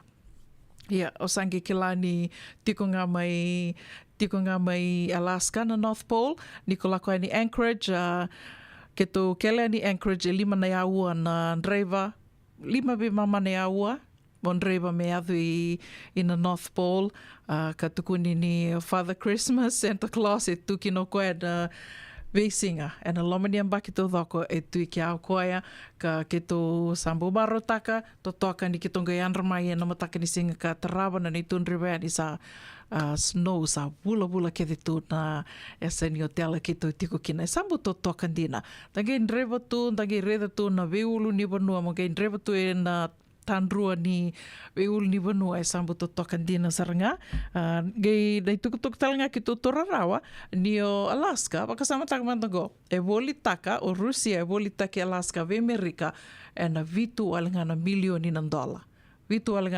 na dola ya na o sa senga ni turarau na mbaki dhapa, but that's the reality. Ni a volita ki o Alaska. Yo ke kai koreda na mape ni burubura. E vole ka sartunga molanga mai Alaska ki Rusia. Robe vole ka toka na bonoya. Au ya na kai sambu to toka dina kina ke baka rawa ni ndona ngona ni ngole kina na mai na vule katakata ke tormande mai na vulo mei te ko mai na mei mea na bulo September esa ndo ndola kina na bibu no ni sarvanue so na vanua ni siwa esa ndo li sina i talanga na vanua ni siwa baleta na samani e ana vanua e kila itani kina nindau lewu kina na samani. Ka sa tiko na wakanuni mandangawe ki tō sangole mai, ki tō dhalata na siua, ki tō lako e anime, ki tō le sarasara tō imbatini wai, tukuni ni ngona ni siua na bule katakata. O ira na bea, wakasamataka na vanua ki tō le sarasara kina ea, a umbita tali tongana kina video, na vanua ni ngoli na vanua ni siua witia, na vanua talanga ni na waiwai talanga i tiko i kia, ka rau talanga ni ndanduli bondo kina mendali sarasara wa woki, e na vi koro, na nonra koro ira na i tauki ni vanua ia o ira na ka India e rua tiko na matangali se ira na kawa ni i tauki ni vanua, se na natives e tiko, e na vanua livungo Alaska, ndua vira ea boleka ni Rusia, o ira na Eskimos, ka raseanga ni ndo tali taka me dhavuti vira na vaso ea, sanga i tiko ira nga kadakile ira tu as a natives, e ira na Red Indians. Iara tiko talanga e na vanua ngo Alaska. Totoka, na lako i witia na vanua raniko na li vondo talanga kina monga i sarasara wabo ki na vi koro ea. Tukuni ngā vekito na ngona ni siwa se na vule katakata. Na vanua ea ni rua sanga vulu na bea, rua sanga vulu wakadada na bea lako mai, mera me kania na ika na samani ni sandora lako mai e.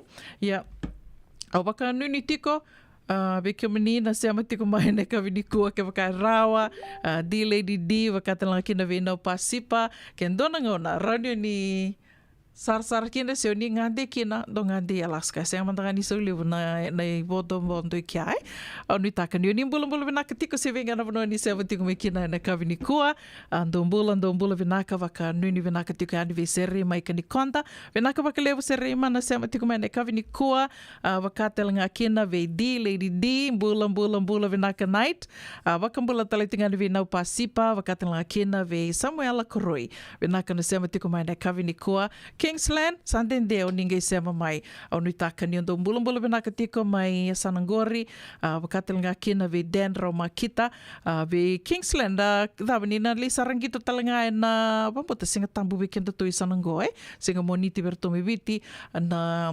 quarterfinals ka o ke lani nda waka na mata ke ave tiko kina le wazar tiko na kena vital noa ia sanda waka nui tiko waka mbula tale tinga yani vikim do na Suva Cancer Survivors mbula vinaka yada una isi leo ngata waka nui vinaka tiko yani na vuku ni venga ravi na mwani madha ongo wakatala kina ve John Vonu nimbula vinaka John ni sama tiko mbeka mai vei waka mbula tale tinga yani vikim rau na Raumakita mai Oregon waka nui vinaka tiko yani vikim do Penny na Vori nimbula vinaka Valentine Mila waka nui vinaka tale tinga yani vikim ni ene kavi vinaka ni waka rambuka dendai.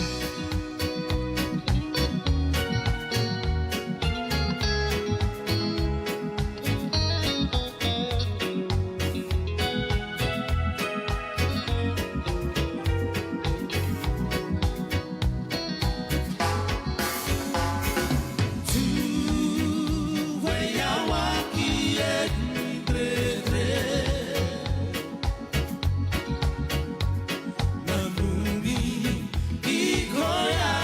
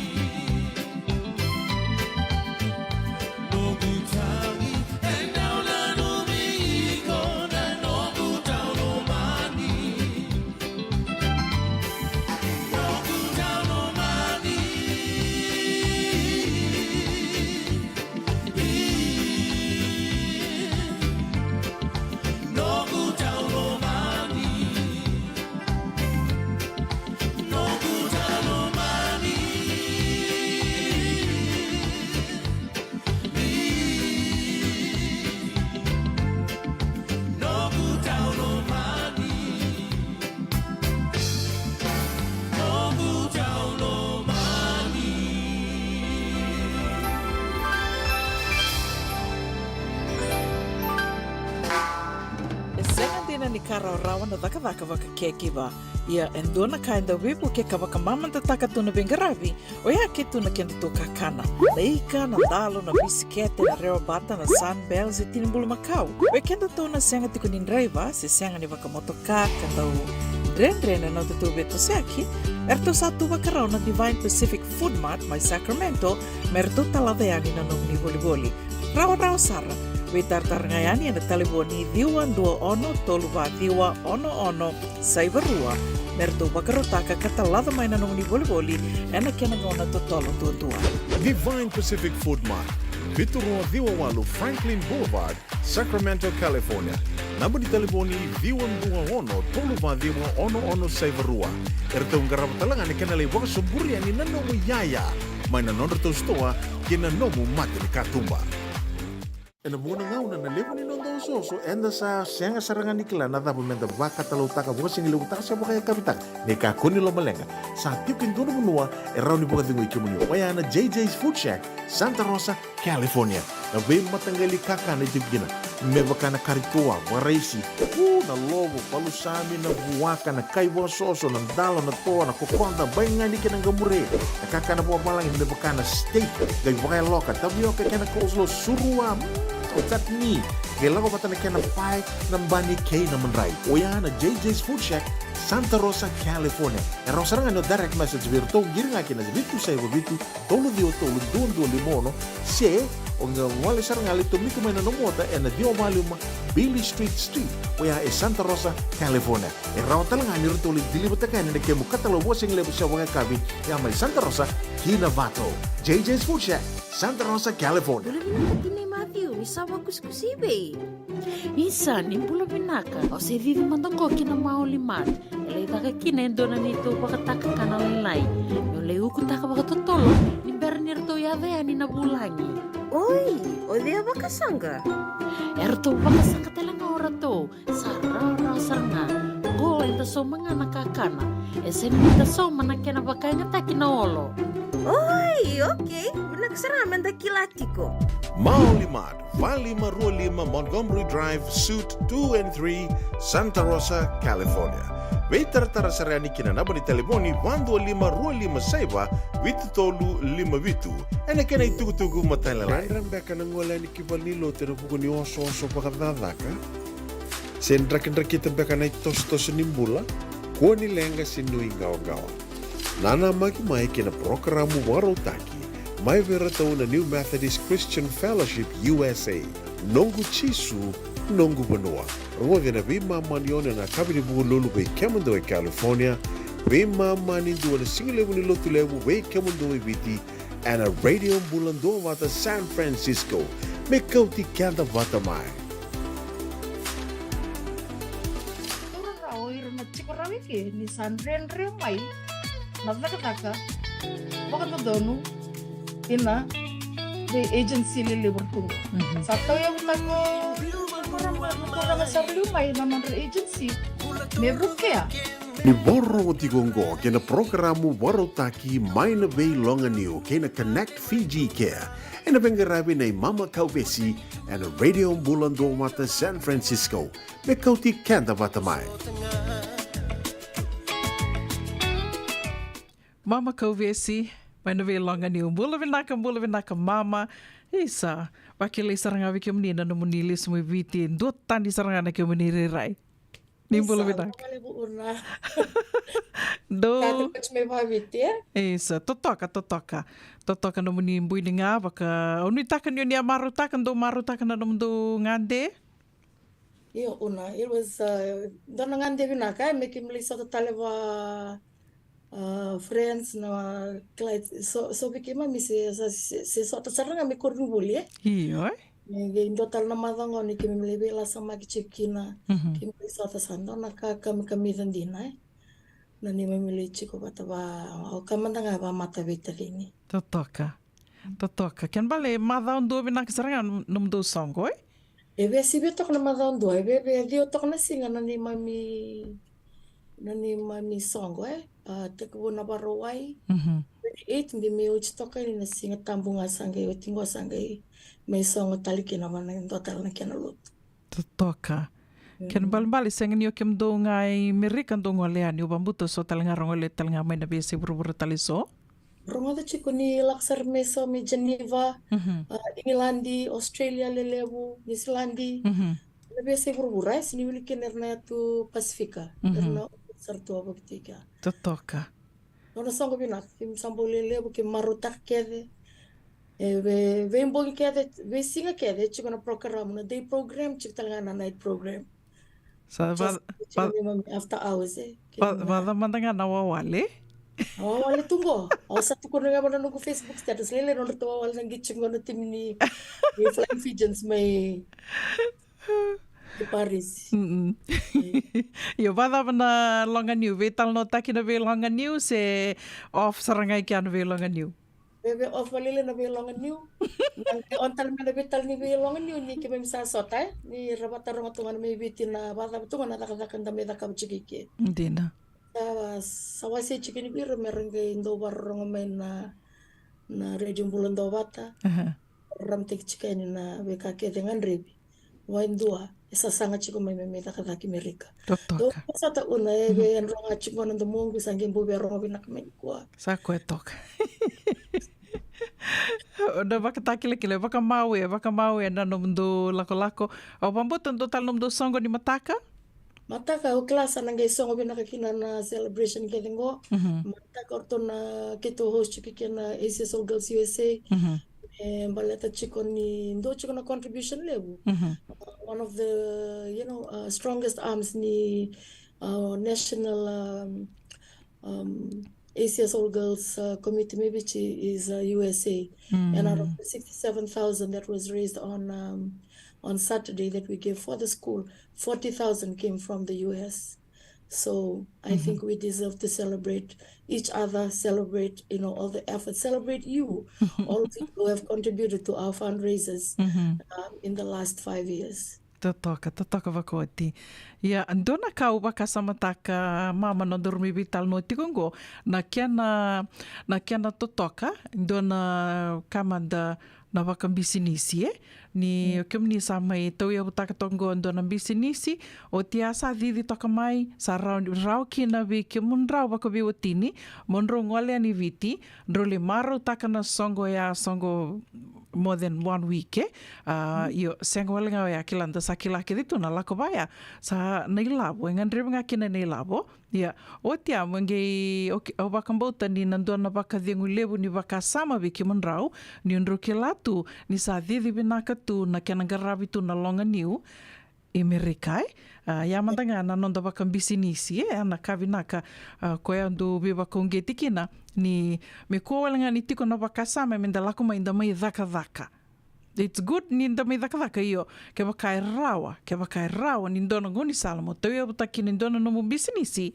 why not ngona kana vanua rambeka ni wasia ndona kai na tikino ya mama oya una na ngutumbu dake mai o bakela ni otamango ko ya business ngai daka chiko we work for other people in the business so chasange to yoptakana non business no tavin development company watike David Miller watike na turang na tuiwe sambale morata kele vivi sarmene business ya okla na teko bumiki ana kana budini chike longo na daka na wakadi di business dona kaundo buli tabale wana tamangu na freedom freedom chiko mon tamate baka business wana no ngonai the more effort you put in the more results you will see na ndoya na baka sama ni kitolele butu baka vita dini kitolele mai on tondwa na business tondo nga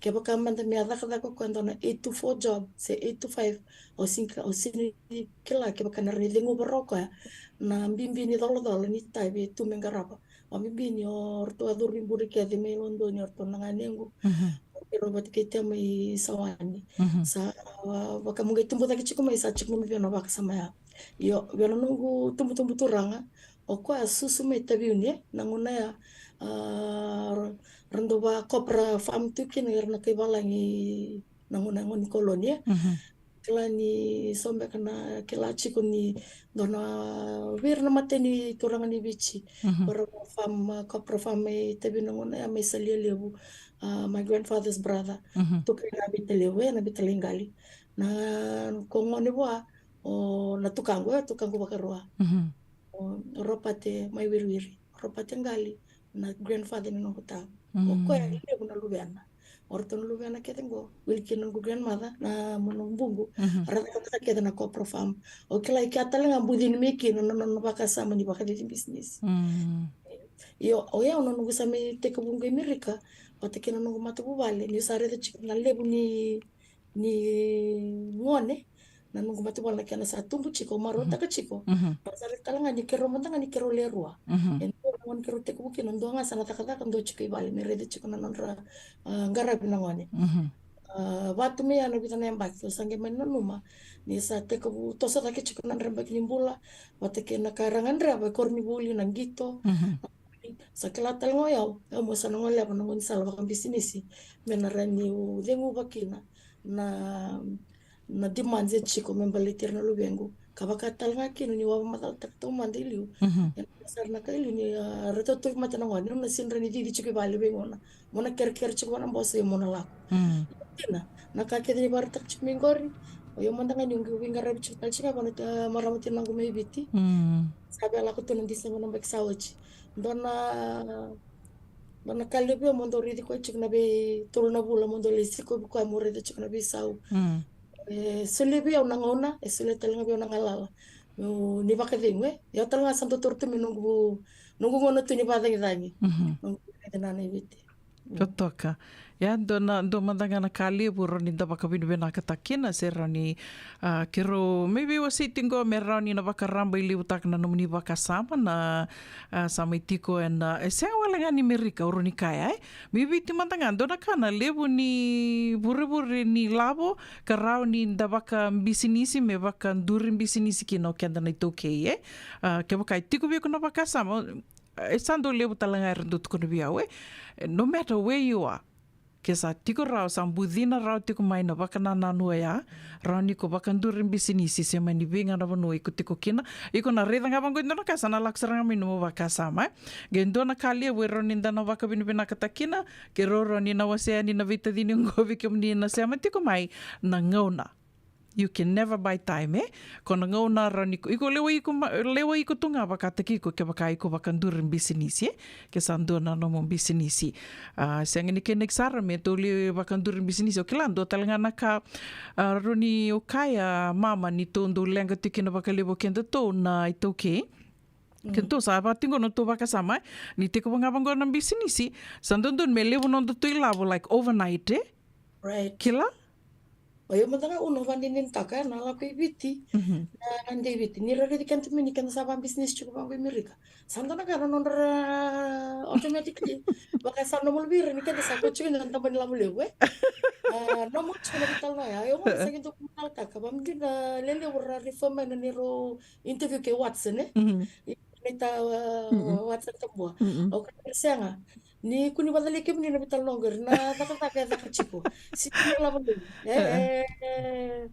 nangandi kete chiko na besinga struggle balata ni na pakasama ni napakasama gori ko chiko na ni nda sama ibantor business na vivi total ko na statistics America tuguni chiko ni you have to make it past the 5 years actually abantor business America not all make it past the 5-year mark when you make it past the 5-year mark that's samu ndoto kana tosa ya kuna beka ke dengan ribu na business konda na matela la ini kana dite baginda na business na besinga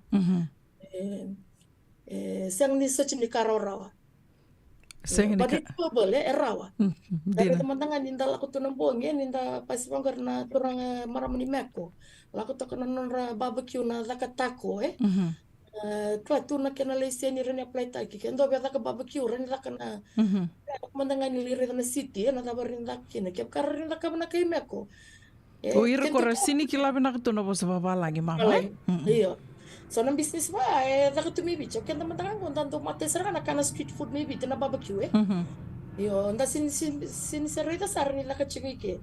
Yo pana manda kia kato yo teki kia sana business baya. Dina. Iwa mi Sacramento ngo Santa Rosa na kuna sarle tu kino ko ukila na Tu sa leo toka kinai? Yo. O tiange. Kena makete. Dina. Na sasamaki. Kila? Maki. Dari diri ngora mai sasamaki. Mbongi ngora mai sasamaki. Ya, sarira lewa ira sartunga wakata kira.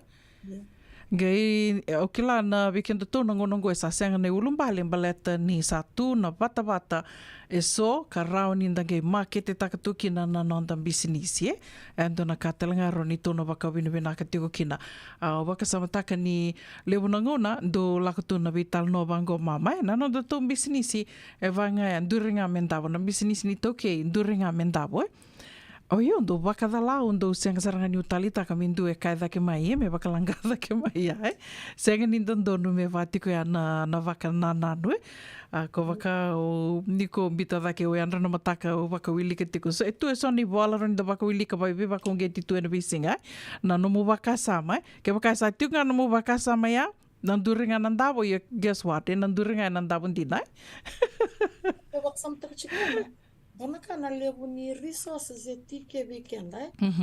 Sama ta kana ndur business me biti na o senga manda ni sendoro bateri o simber di business me biti ko manda ngando resto ko be benata tamangu e senga so chini levo na platform tu me bakairo na mentors business mentors financial counselors na resources ke bango ko tu e bukia endona tamata e bina kata me bakandure na no business satu sarto ngoira ertu bakarau tu ke fai kesini yo kamandi kesini ni somo bakaiko iko rani lako through the county na county na kono iktikina era satu oira kora provide take oira na be county na be state merabuki kenda ena nanda wuli ka meroni ole bandure no business se wuli daka se na tambana tabanga kubela kina satu oira era ningara na tambana go esanga nindona ka oso makina Roniru ke kenda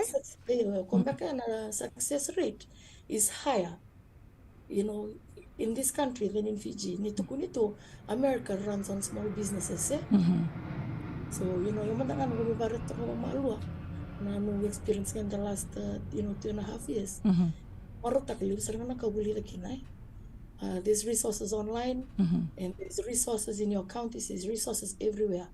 Sabato sarangay beko. Kaya bakay ko sana numuchikan din ang duringa mendaw, sana duringa mendaw. Hindi na. O lebih sarang na baka samaya.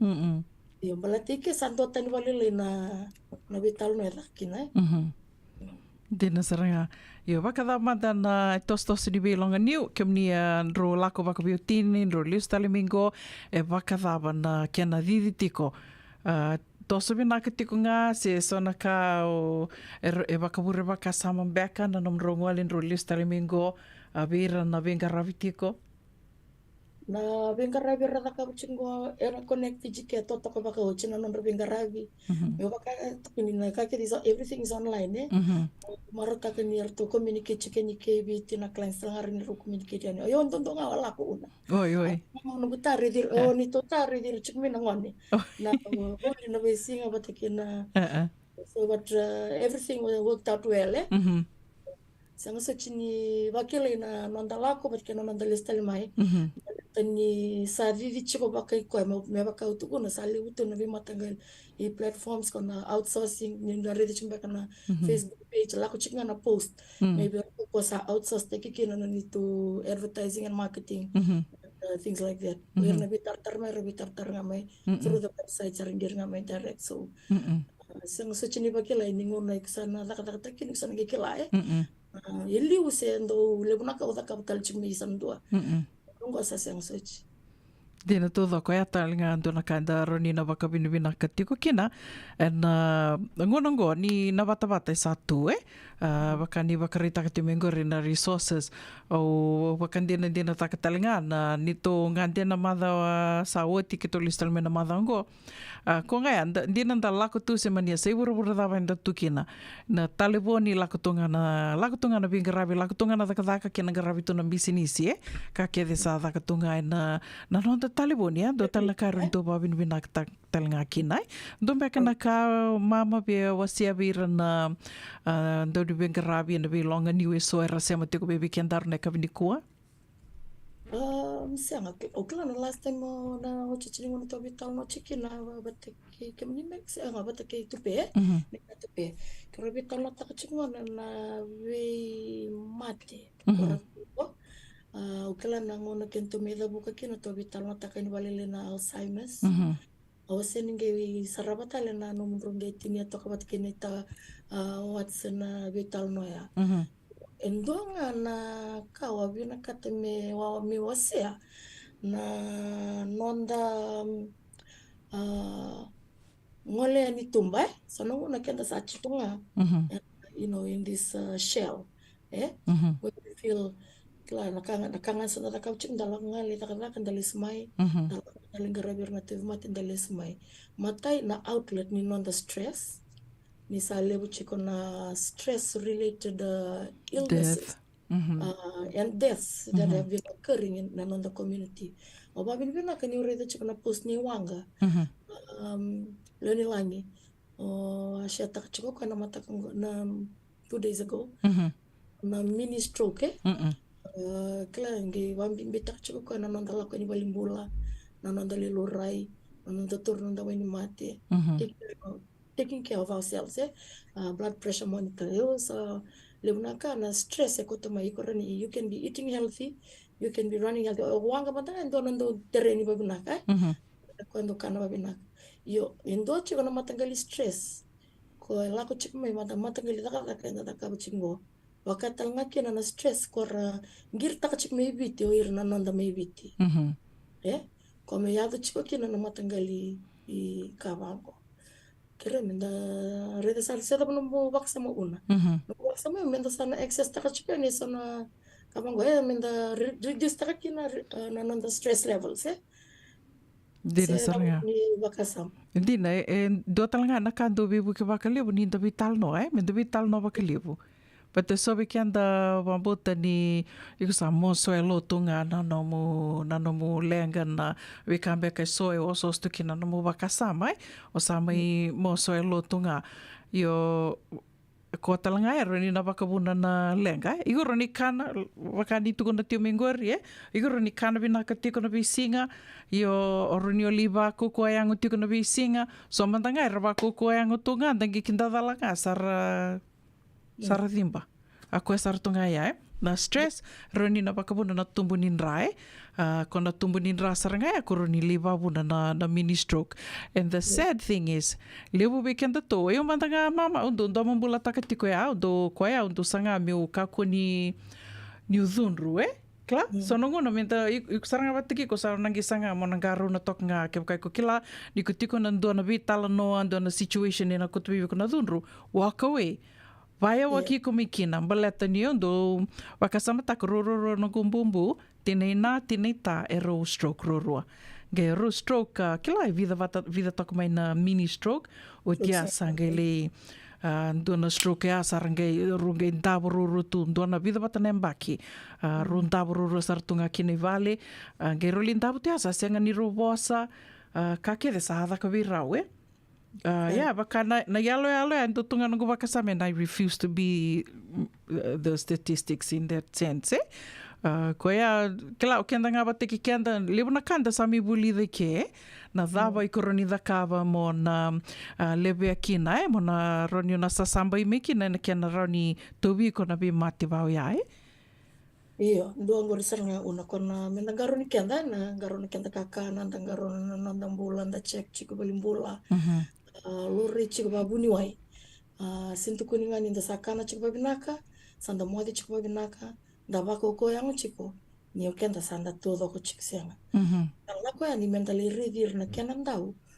kora sabulira kora rani sulia na wani mate ngan rebi mena buki ka baka bina kata kita sarakina dambula na buno sa tamitu kinango dari de chiko na tomata sara na bulo tu meta bunan tonan rawe sa sinyi baka liu Dina. mera 80-90s yang gua sara sibe chiko na dan raw kinta talang dari ni baka kina enda adjust nga ba malo na nabi kaki enda taka chik mera ninda bulu bina chiko mera ninda bengar rabi bina chiko Dina.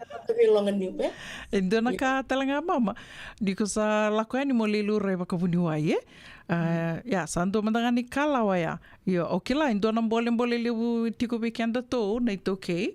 Nito sa lilure baka buniwai satu ko na mo buniwai ngonggongo ngunu bangonggongo mana tur tiko na memboni kau mana riri tiko na mo blood pressure na sugar level na kavaya monge lako me vale mo me baka muritiko na baka sala o sa baka sala tiki bikina. Goi una be asen na nunggu la sangelak ngangu liri di nunggu nae. Na chiko boli kebe yau. Be mata ka kede se berni munchi satu rana na blood pressure ka kede. Yo. Aksar no oxygen set ya. Yo, dono nunggu la kani wo kero sari tani sabu tero tok na bana. Edima. Sa toro sara yo kimba tongo sari di poni sale butalanga. Dona kaendre usangi ridame ibiti ni nanraki mateni ka nanraki taunaudha dila na singa ko yaendre kina be ko mena ngole tutumba Tombale. mata ya ko elang kataka kani kerua nanguni sale se not so friendly for the elderly ba biar na ba walk ba ya no mananga ni tumbale ko ina sese ko wana rambuka jime mete ko ni ba kondo saya tobole chime ko expente ke ngun salika sandin de no ngola ko chime bichile smai serna ka chinga ngun salaya ko no ya no gondo tumbale o ni atasara ni liu ore tok mananga na sana buno ba ya me o sa baka buna era foste ke ni mer chiko bandu ke na Sinanda na taman dan lo muni bale. Rendre bira merla kani relia wala tratumbale na kapaya Onang sa bakina. Saya dona kana nona Netflix tu. Yo sa kero libital no tu batinan. Nana sa na Netflix. Ni kero sala ko bali bula. Ni sa ko kita na meno ini mate sala ko ko kita meno ini mate kono buni wai. Kake sa taro besar mena nona blood pressure, nona sugar ka ko. Wara yo sa sindo tur tu na kango sa wari tintur. Tur chiko na meno ini mate wara ngan tur chiko na reading Iya. Mandangan ni sa mandangan na decision selalu ibaya ko tur nga rumbak nga na minute maximum. Monitor kina no blood pressure, monitor kina no blood sugar. Iyo na choice ya, membutu ya, mesakit takatako ko andon no nelal ni Korea. Sabo ba ya menangay tawa sa mekina. Dasar ni tal no binakiro na kaba. Iyo. Les mengo sa sulto kan dibi kon na ibola batagan na peni mena bola to kakino na teko butale. Sa sona kala libaya so weekenda sa prescriptive mina medication. Sanda nangi sangin da siang ni metoro chiko nonda boni kau. Sa nangona me refill tekikina. Sa lapse ni nangona ya. Nonda talin renre. Dina. Sa ni ngona vital nongo mendara ni buli chikina. Oke na caregivers ninda sa taka chikungo Amerika.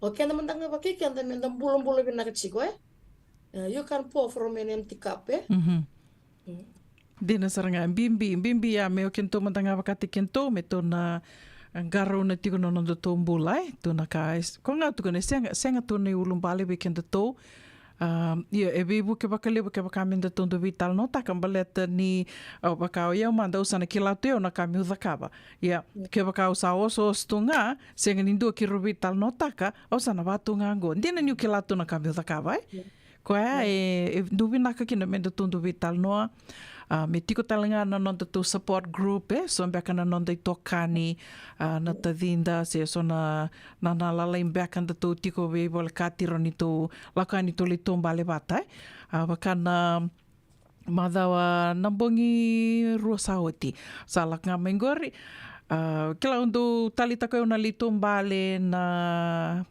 hiking ya levo to na bono ni tombale datu etu a politika datu ngo o sange da kabango sange bitanga dona chat group ko te rotonga mai vida na nungui tō kāni ko ke lani ndou sota tuna mita, ke tō tiko vole kati ngango. A sange mita vata, ia mate mata ngango, vada, duwe lindani sina, nortong tani sina ACS, na bongi ne varo ingo, ia me mata i tiko, o te sa ia sarama indua taliwe ke tō. O tali taka sarangango, vango ia, ngo senga walenga ni kanindanisi. O tingo to sanangili dakawani na tō mbale, na hiking, even getting together, ndo tō ndambe mata ngā tu vitala noa, Andalako e ani na le utu na wano ni ve masi na massager tu na ve wale kati kendo tō tu a wali kendo tōngo. So na kawa endo dono me tōna dhakawa tiko to vital no tiko to ve wakongeti tiko kina. Me rau ni tō mbula tiko kina wakatuko no mama you cannot pour from an empty cup. Ke wakai vinaka tiko nondo tō mbula tonge rau ni na ena le vinaka dhake na nondo tō vengaravi. Se wada mbeka mama. O eu, claro, não tinha nem all girls o senior Sara. Claro, sana vechunga na vitsanga bu. O vile maina liko batake lati husband. Ramang oro bitokan ni binak saro, si bitokan sar mi korni bule. Rondo wasia toko rawi El Grove robi bol kach bol tong ngami El Grove. Klando 3 times a week, 4 times a week. Rondo lago chiko rondo le tai chi chiko batake erna kay China, erna kay Asia. Na pak. Roto ko na saranga rondo wasia chiko na kena vina kawiraw. Rondo le lakaba chiko na kango batake erna na kena daw na kena daw erna pakibata. Waksa oro kani ban bulong tak non robaka sama na coordination muscle very low physical your body, it's very good for them na non na kalala. Tali sarang yo ndo tali takan ni cara wachuka na chikungona na toki. Sema not only everybody but it should be everybody. Let's encourage everybody. Yeah. O namane o Joe ondo chikona na Jimmy ke Shark Tank. Vava yo. Ni satu na non regime na vingoni vite tu na trainer on di lolo takibi kata. Sa vai bola tu na beka ke de bango na tamani bako ko yango nutrition. Iyo o tali teki chosa ya Hughes no madal takachiko kana juicing. Na juicing terrain how it's helping him a lot. Dari sa tanga na bisa Matang ni ko sari di ko ni sandra tu matagalila isa kita katungo na nabulita ki baka lolo rosar kami na kim. Yang mana energy extra energy Gori. Binaka naman to pula binaka nang tabaka sama Binaka naman wanda meron ni baka to rakin na kay binaka tanan nang tabaka sama. Na wala bisinisi na baka di bisinisi na baka kita binaka mo na rawata. Tao nga kaya baka ko sar nga baka sa discipline tegi ko Do quando nei você a mama no muba madala tai timingor o baka sama tai tiko health is wealth que tu que den kona no tu bangari lavo que tu kona nga o nasai na no mu brada ya me heu no tu kona nga kwenta tu ngo na bule ni bangara ia na bule ni bangara ngona ngo ke baka tu bina ka tu ni tu bakini ngonda to e na gero ni to do kona no to bula ni vakasangangara me rani kila ondo tal na tikini bola tambu ya mama ndo nungu tikini bola tambu tale kila o la koma me rao nambula ia me rao vakali usara tendo me vati ko ya vamos sana roti kenda ruyan kavini ko sindo tal mbeka na kavio wasia mai sa bina ko bale una we encourage the remember neighborhood in your own neighborhoods next door neighbor app download na app ya na solia saranga ko biko na be clubs na be kayado tu and yasa zip code no street and get involved in your community na batana ni resources etukina so na resources na vital no chinga bakai viti en do chik na vital na da wiritik nga iyo nindala peni tumba ya na sele talo ko le vital na be baka sama binaka and da buli da me vera at the same time they learn from us too dina encourage section na next door neighbor app download na app ya reda na resources to no mo community ku kina bunu ka ka chikina morani wa kalibutak mukilaka Totoka bako tia do wakasamatakan do tukuna dona nungu tokani na vida sarna mbaki sauti na nungu senge mbutu ki Amerika mai mama koe marama ni Ghana wakawati toranga ni Amerika o tia sange do tukuna koe bia okila o kimni kenda menta sa lako mai bango. Let's not keep to ourselves. Let's not be amongst our own kind. We have to reach out. Koia, when in Rome, you live like the Romans do, eh? Toko ni mei tiko ngā wakai viti. Nothing wrong with that. Ko ngā ia, me roni ramba i lewu toka na nondu tō rai, karoni na buki a talingana nondu tō mai tiko vinaka tiko mbula. E na wano lewu ngo Amerika, me rauni na ngarabi vinaka kia na nondu tō longa niu, eh? Vinaka waka lewu, marama kau vesi wase lange, e na nonde wasininga o na niwe longa niu. Kia wakaindo tu e sona ulutanga, ni vinakata me mai wewa se taki, e na nonde wasininga o na ngo, ninge wala mai, rauni ni wala talingabe marama, kau vesi wase lange na messenger, kia wakai tu na kau ni via wase mai, and nonde wasininga o na wata na velonga niu, e na vea kavi ni wakarombo kavi. Naka waka lewu mama, kalau ngata tiko, tungele sote ani ni mataka, eh? Andono, ora ka o ira na chiko rawi ke ni sanrenre mai na taka baka no donu ina the agency le bertungo. Sato ya utako orang sarlu mai na mandre agency me bukea. Ni borro o tigongo kena programu warotaki mai na vei longa niu kena Connect Fiji Care. En na bengarabi na Mama Kauvesi en a Radio Bulan Domata San Francisco.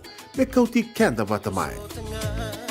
JJ's Food Shack. E tiku kedi kena na kakana boka biti me pakana kokonda. Lobo benga ni ngai kani doitu na bundi na ndalo se tabioka. Na kakana boka malangi me pakana steak pakai loka kena coleslaw. Na karitoa sa wadha badina na keni kana-kana. Kaya tiku talangana non rato specials and a loma ni mga dawa. Daw tamba and a Facebook. Na doi ni tiwa ya na bani manray pai kay na bungatale. Gore na JJ's Food Shack. View Valley mo Billie Jean Street, Santa Rosa, California. Kaya talagang rato dili mo yang may Santa Rosa, may yato saray ni Kinavato. Giriti sana Kinavitu, Saiba Vitu, Tolo Vio Tolo, Dundu a Limono. JJ's Food Shack, Santa Rosa, California. Senga, isang doon din na namaraw kinabagay lewo wakila. Wala ka? Kesa mani kadibi na nungumbula, kimundo sa nasenga nilenga. Daw nasenga talanga ni Rere walo masemundo warakati ko nila wundrang-reng. Balata ni Swadakaba to na nungu life insurance policy. Iko na kam to waka tapya. Sa tumumantanga na numundrang ay senga to na nonto pepa. Sa tiko na mate, si senga na pepa, senga na lenga. E si rawa nga ninduwa na nomu life insurance vei Lincoln Heritage Life Insurance. Na kambani ni life insurance ka nga niti kenda vinaka na ito okay kanda sa may vagay tiko-tiko ngoya Amerika. Rawa-rawa sar na bawa leo fomo. Text mai kina vasay wawalu, walu wandua, tolu-tolu walu lima, e na kena ituku-tuku matailalay. Doyan rubina ka naman raman na ita. Do samba di ba kusa-kusa iwe? Yandra na ita. Kita sili katalaw Monday na Orange Lounge. Maleka. Kuarasan ba di kata-kata pinakasar tu nga toboy, simpang bakaw. Gay way dala tu kinambat. Koe serengan kori, sono ngono santa pinakat serengan na kenta kakana. Di na to zoko. Kaya kita sana berata ini bagai singelebu, kita sana gali bagai kabin ngaya ni kena. Na Orange Lounge, katalaw bagai singelebu siya bagai kabi, e baraw tayo ito bagai manggosang gay totokan na buno ni kana. May namenda to with unity, kena bagai singelebu siya bagai kabi, may bakana bagai sekera, na sui, ikatabuteke, roro bagai lolo, kaya na vida tale. Giraraw mo kila na menu ni singoya, na Orange Lounge, Tolo-Tolong 2, Orange Street, Santa Rosa. En dua tala na tamang ni Vingarabi ni Divine Group of Companies. Dola may na walong kaloka na mataka, kina walong kaloka anambongi moniti kina singatambo na Orange Lounge. Tolo-Tolong 2, Orange Street, Santa Rosa. Na dawi kalawa kay Mrs. Titilea na itini. Wei talanota ki kina na ulutang ambimbi ka daun renre na kina wei talanota ki sewa sei ay na matana lewu. Ulutangan ni toso kiliu. Wei wakungeti ka daw wei labeti. Rongote na via kabin di tu city ni 7 na tinikaro na tinikalimana miniti wei kemando ibiti, 7 na 5 na tinikalimana miniti wei kemando California and na wei Singamoniti, and na vei tokoni ni JJ's Food Shack, Santa Rosa, California. Rongote na Radio Bulundong Wata San Francisco, me kauti kenda watamai. Ana radio bulan dua vata sa votongo e diona miniti me ono na kaloko e kawitiko ni wakarambu kendendai ne katini katolu ni singa ni vuloko toba. Wadawatiko ni tubutuba na muni madhango au ni taka ni tiko ni tubutuba me rauni ndatu wakakiro vital no takatiko ni ake mama rauni ndatu pito wakatiki-tiki toka mantanga indo na ngauna me to wakainga taka mantanga membele tikanda to. Weekend tuna marama, tuna kairo ni toda kaba, wakatelanga kina verna turanga. Au kila ni lebu mbek ngana nguna sabat tunga ngoe. Muni madhawa salida ngana nguni angona. Ali nguni angona ngao taman reto ngone, tenan reto talanga ngone ke bakai nguni angona se kai laku talanga ko endo talanga na bono li nguni angona kina. E bakada me tu viso taka bakalile ni tikino ya. E ondo na ka ondo na makina via kabini bakarambuka balate ni kito ondo le dambe bata bakavito kani vata kena veotini ka kito samai ve malu e binaka kito samai ve tokani binaka tiko yo yana ve indre vaki saranga dina ni ndo ortongo ni angona talanga ortongo ni angona ya ondo maru taka bakalebu balate ni nguila dabe kina na daka kito ndambe saranga na vitala noa na vewase na ve indre vaki dua mandana kena mata ve indre vaki o tia sanga itu ya ni tutu me angaravi ana wakarawai singa tambu santa kilavi na katuna singa ni lotu ya wakanu ni tiko ni na vei moni madhau kede tona ndo mbite tiko wakatik na ngauna mero ni to dakabamantanga kina na ka me to wakamaru teki kenda to kina wakatik kento se me to wakadengu mantanga kina ke wakamantanga e rona yawa si tol na yawa i koroni mbiuta wakatik mo moade mantanga kina sa koe sartunga ya ili oi ondo wakami ulama wado takatuna daka loma ni vale ke la mesa sabatunga na loma ni vale na vale ni kuro na vika vao ya sa tos tiko nemba ki sa bakau kila ni sa senga sutibio na kukaua me santa daka tunga kina ta sa daka tunga na loma ni madhawa gai mo ni madhawa sa li ia tali tunga na daka i vale na kena ngarabitu na vika so i vale ngonango so ngono sa rambi tu mantanga bayandi sulu o se la komanda mo lindre mandi sanango la komanda mo lindani si manda meroni relax tu mandi kina no vakasama baletan nei sulia o lako sisenga e na tiko ngai suli vakasama tungani na moni madhango waka nuni vinaka tiko vekemdo na singa ni dhokona ki tiko mai viti o ni taka ni tos vinaka tiko na kena ngaravi tiko na vitavi ki desara ngaravi tiko na singa ni kua watongo e vitu na miniti me Oi watongo e vitu na miniti me ono na kaloko ene kavi vinaka ni wakarambu kendendai wakanuni vinaka talitunga yani na vivano ke desara o ninge marau takatiko kina na Fiji Day na moni madhango wakanuni vinaka talitunga ve kemdo me na South Bay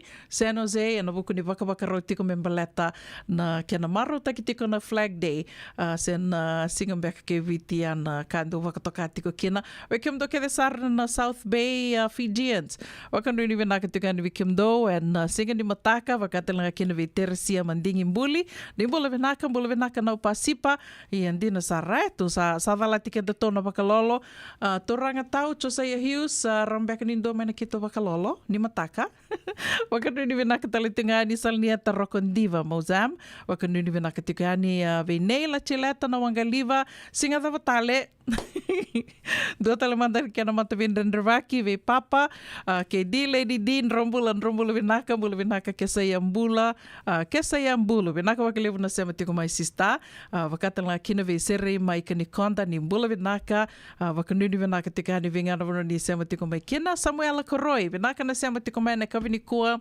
wakambula talitungani ve kimdo ke desar na sema tiko ngori mai na Midlands United Kingdom bula vinaka wakanuni vinaka talitungani ve Kingsland ke kimani ke desara na vetokoni na mataveo kani au ni sa wakawakarau tiko kina Sarangito e na moni madhango andina ninda wakawakarau ke tiko ia kanira rau ninda senga ni adho rau tiko na vono ni Sarangito i rara nengito o sa wakanuni vinaka tiko mantangani ke mamisana vetokoni tiko yani na sarasara tiko yani na Peacock na TV1 ke na ve channel da vatale o ninda o Sarangito kina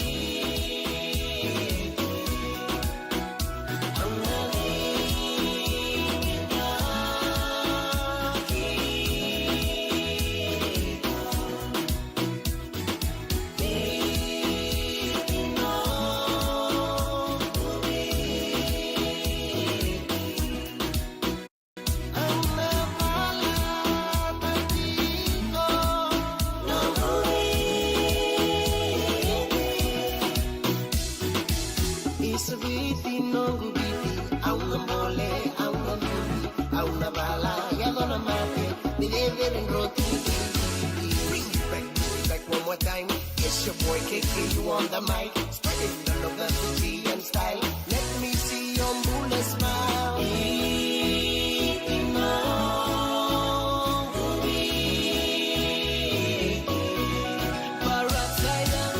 Bring it back to me one more time. No gubiti, spread the love and pity and style. Let me see your moonlight smile.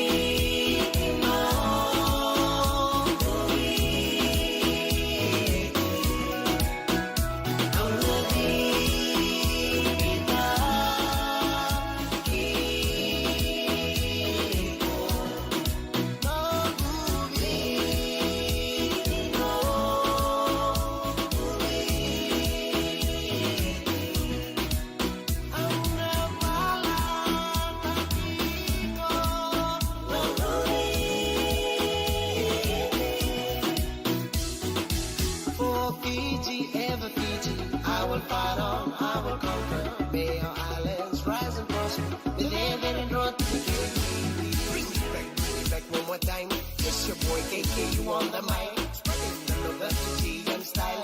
Let me see your moonlight smile.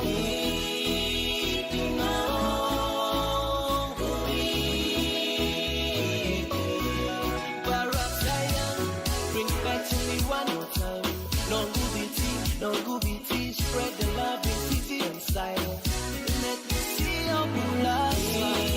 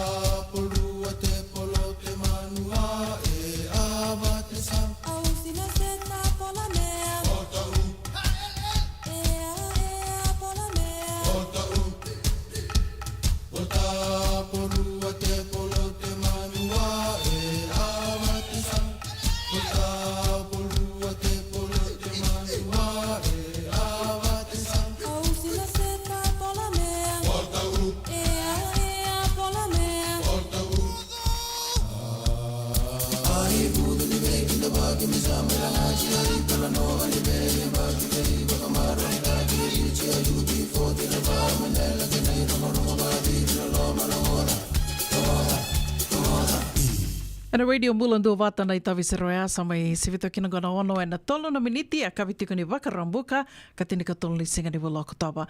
Au kelanda singi tumbu thake mai nda dorongo the tiko na Friday 13th. Tambeka na murai na Friday 13th.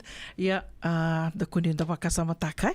Nangona te se o wambuta na itauke ni wabulevu na itauke ni wabukola.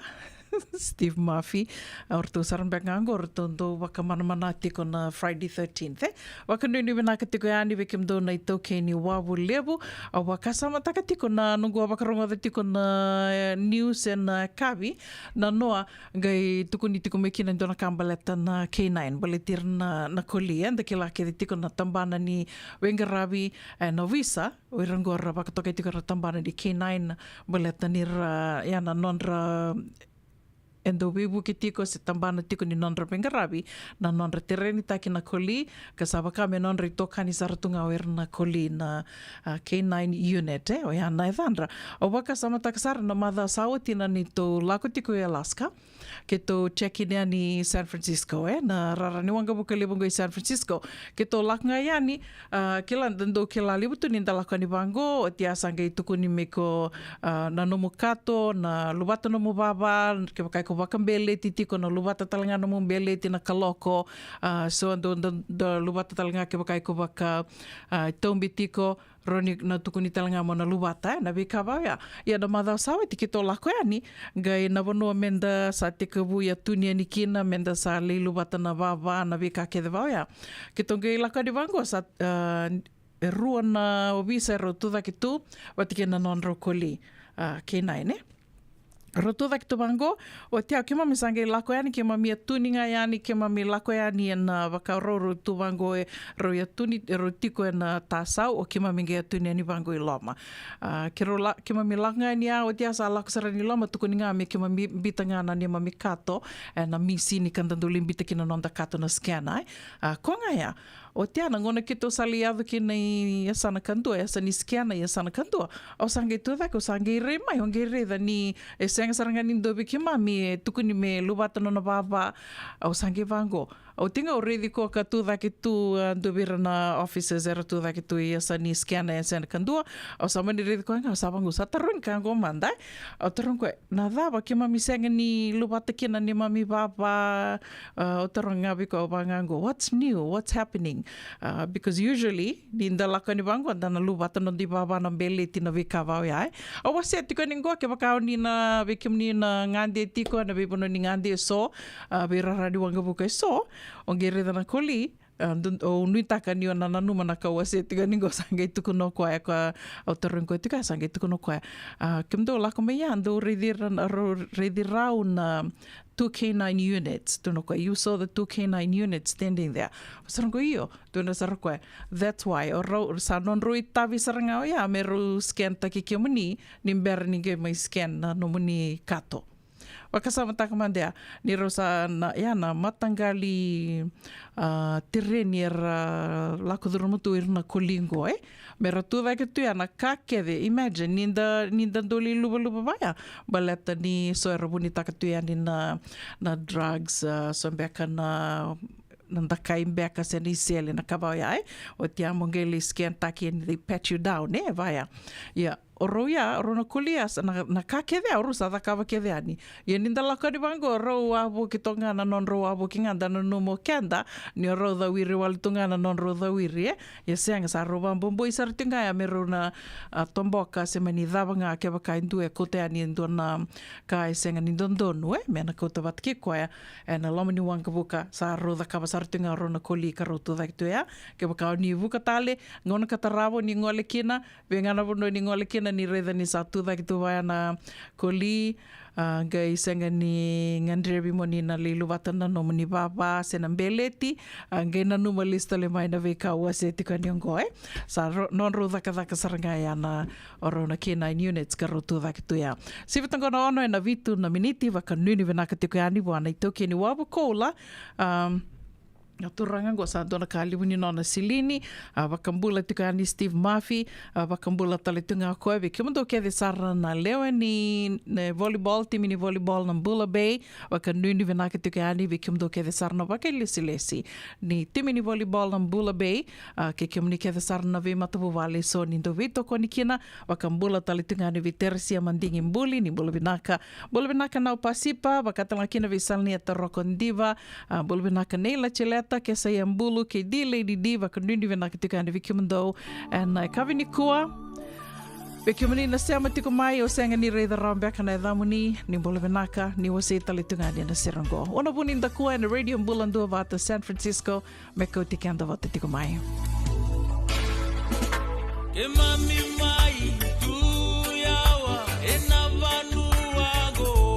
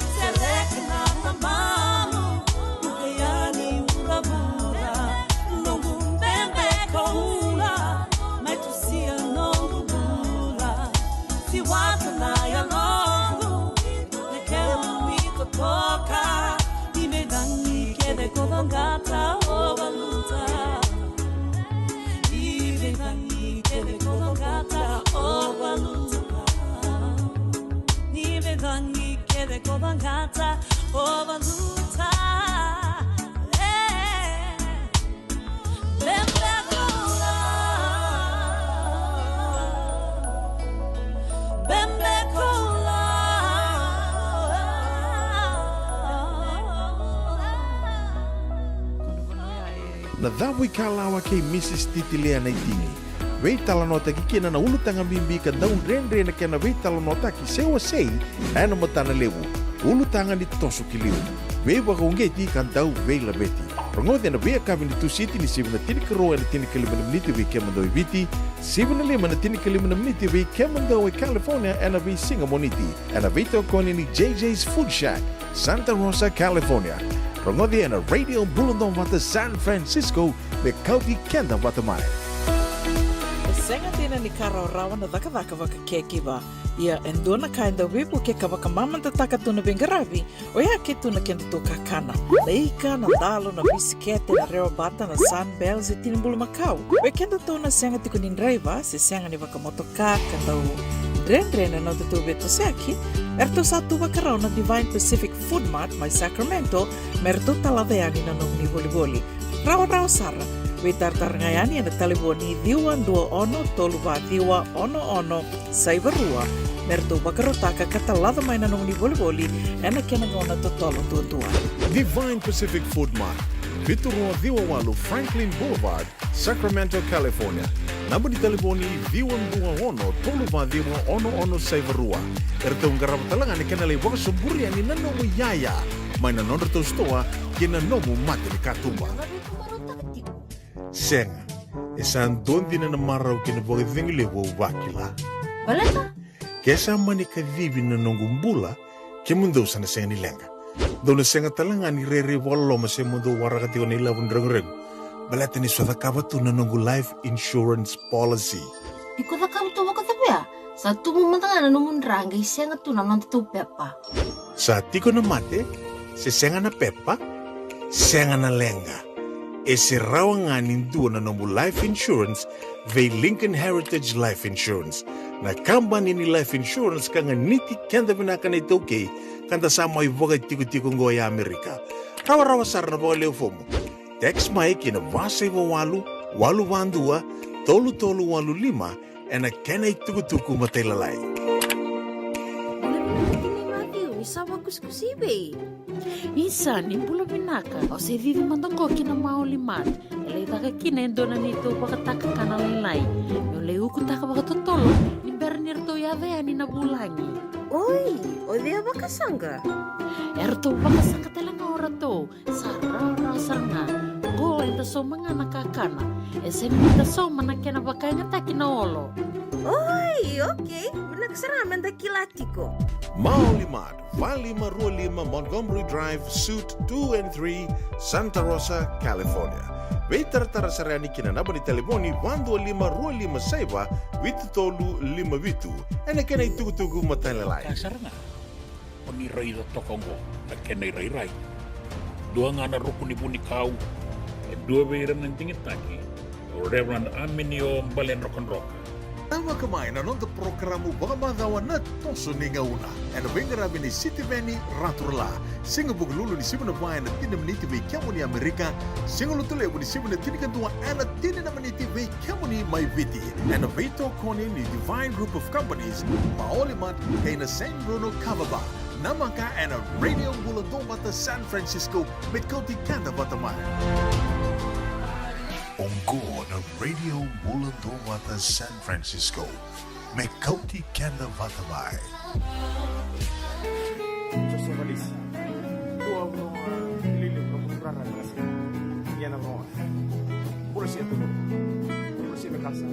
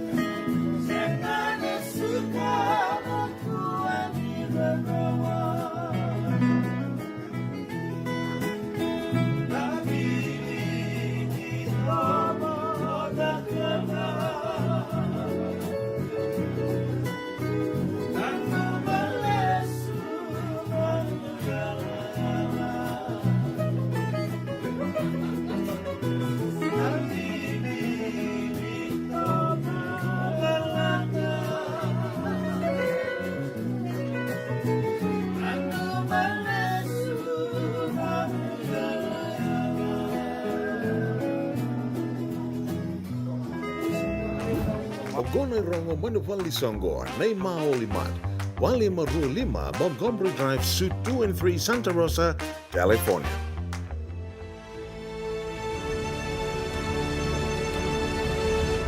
Ongo na rongo may wala ni Songo and a radio Bulando Vata San Francisco. Mekauti kanda vatamai. Matinga ni tukutuku ya dharati kumai na nondai rongo mai wala ni Songo e kavi ni koa wakadhanga usaritunga e nangonongo na nonreto Cover Barrel na gorto na Ovalau orto na Ovalau Wewakani USA. Sa wakadhanga utingo me wakani asa tika butiko na lima na kaloko na gale kithabo sartiko na tini karo na kaloko e nambongi ni kua Cover Barrel Curry Night e waka ya dhuri tiko ya mai na Grange Hall, o yan 6,000 Sebastopol Road, Sebastopol. $5,000 na kani sauce na iduruduru, $5,000 na iduruduru. O bambota sa senga talianga na baktataro nongonongo, ke wakao ni senga ni dono bono ni ngole kina na kavini kua ni ngole ani kina 6,000 Sebastopol Road, o yan Grange Hall, and $5,000 na iduruduru Ovalau Wewakani USA Cover Barrel and Curry Night.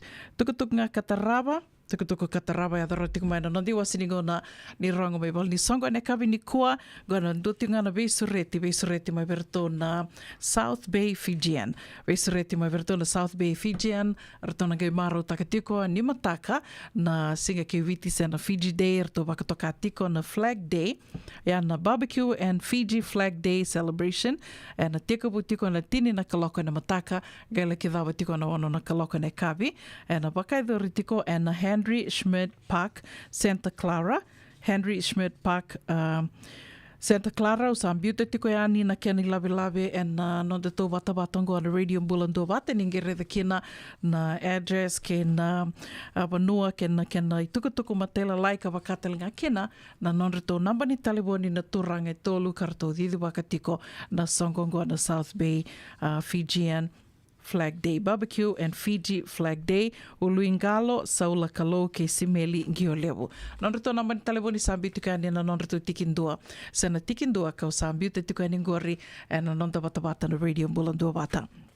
Ni mataka, e kavi ni mataka, e na wakaidhuri tiko kina ngoe. Teka butiko na wana kaloko ne kavi, na wakaidhuri tiko kina na danisi, kana dinner and dance, e na kena mai waka da wari te ngā waka winaka na Songo ni Vitu Sangavulu Kalima ni ambaki, waka nanumi ni Vitu Sangavulu Kalima ni ambaki ni Kornibuli na Andi Thakambau School, e na waka idhurtiko e na Armand's Palace Event Hall, o e na Rua Tolu Saibandua, Longport Court, Elgrove, kan te kubutiko e na wana kaloka ne kawi ki na tinikandua na kaloka na mbongi, $200 na iduruduru o katalitunga kina na iwaka kawi, Island Menu Dinner and Drinks, live entertainment and more, adults only, formal attire.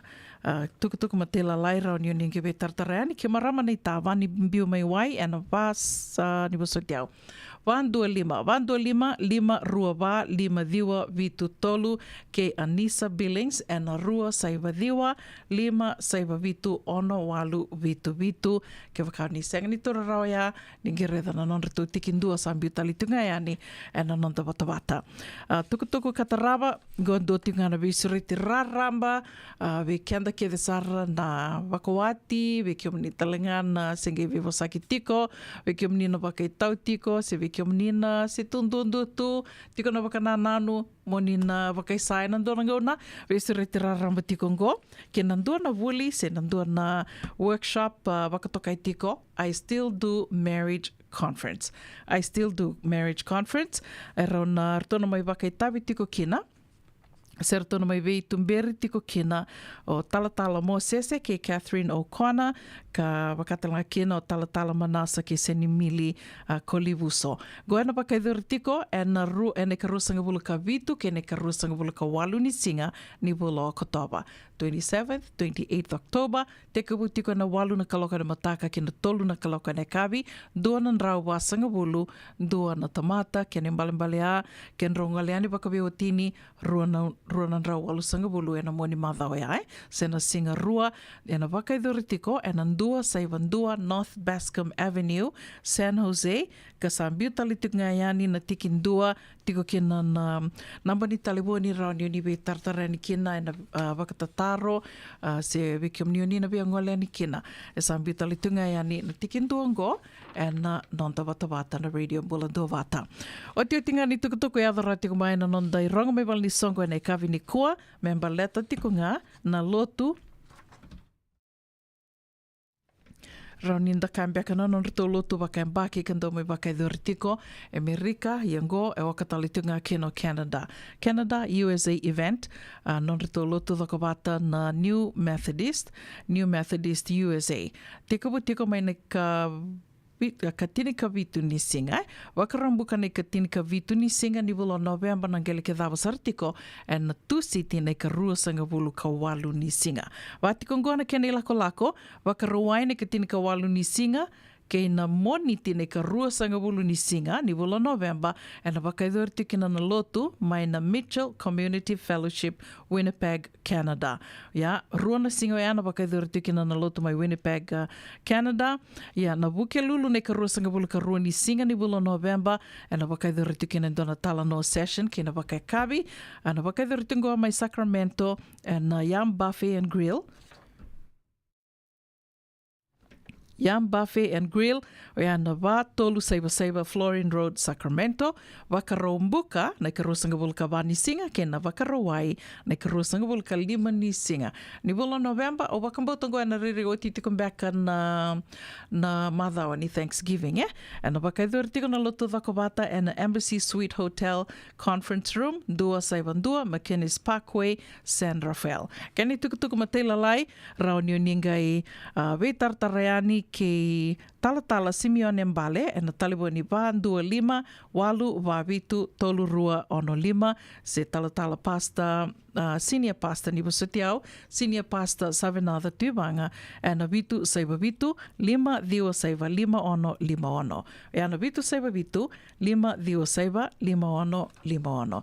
E ana vitu kutuku e soa e adhara tiku mai na nonde wasininga ona ni rongo mai wala ni songo ke wakai tiku na nomundo i tukutuku nomundo sasanga songo dhabanga. Zenge na wudhi tiku mbeka se sa dhidhi rao tiko ni wakoto mai na nomundo i tukutuku rao ni na mai kadhi waki tiku yani e na radio Bulandoa Vata ngo e donango ni sala roni na bebu ke tiko kina na radio Bulandoa Vata kina nomundo sasanga mai kadhi waki tiku yani na nomundo i tukutuku ni dhabanga ando sasanga takatiko. Sa watongo e rosanga bulu ka walu na miniti me vitu na kaloko and radio Bulandoa Vata San Francisco me koti kenda wata tiko mai wana i toke ni wabu lebu na wabu boleka mutuku na wabu loka Mula vinaka Steve Murphy wakanduni vinaka tiko yani uni taka ni toso vinaka tiko na Vili New and kavi vinaka ni wakarambuka ndendai ka wakatelanga kina vi George TJ bula vinaka tau wakanduni vinaka talitungani vi kimuni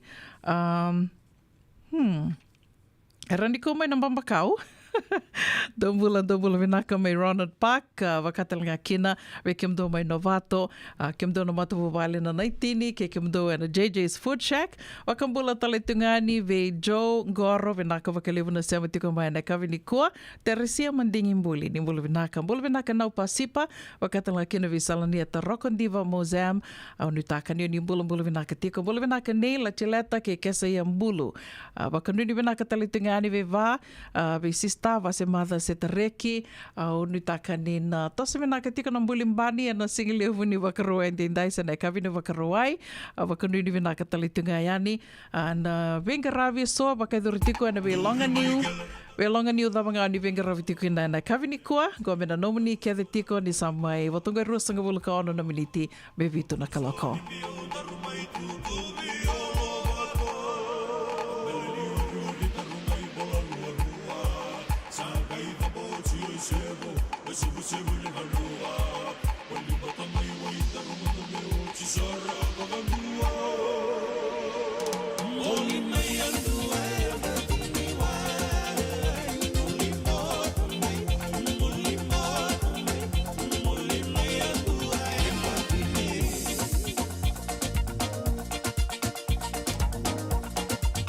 Sangai na boti ai se muse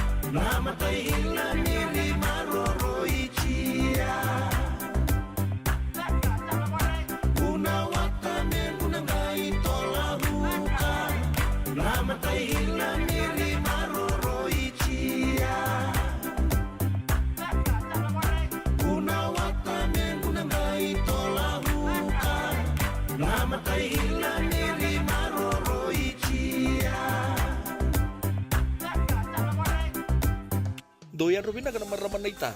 Do samba di ba kusa-kusa iwe. Yandra naita. Kita sili katalaw mande na Orange Lounge. Maleka. Warasan ba di kata-kata pinakasar tunga toboy simpambakaw. Ngay way dala tu kinambata. Koe serengan kori. Sono ngono santa pinakat serengan na kenta kakana. Di na to zoko. Kaya kita sana berata ini bagai singelebu, kita sana gali bagai kabi ngaya ni kena. Na Orange Lounge, kata lau bagai singelebu se bagai kabi, baru tadi tu bagai manggo sanggai to toka na bono ni kana. Main na menda tu ide ni ti, kena bagai singelebu se bagai kabi me bakana bagai sekera. Na sui, ike tabu teke roro bagai lolo kena vida tale. Gira ramo klana menu ni singoya. Na Orange Lounge, tolo-tolong dua Orange Street, Santa Rosa. En dua tala na tambang di Vingarab ni Divine Group of Companies. Dola mena wala kaloka na mataka, kina wala kaloka anambongi moniti kina singatambo. Na Orange Lounge. Tolo-tolong dua Orange Street, Santa Rosa.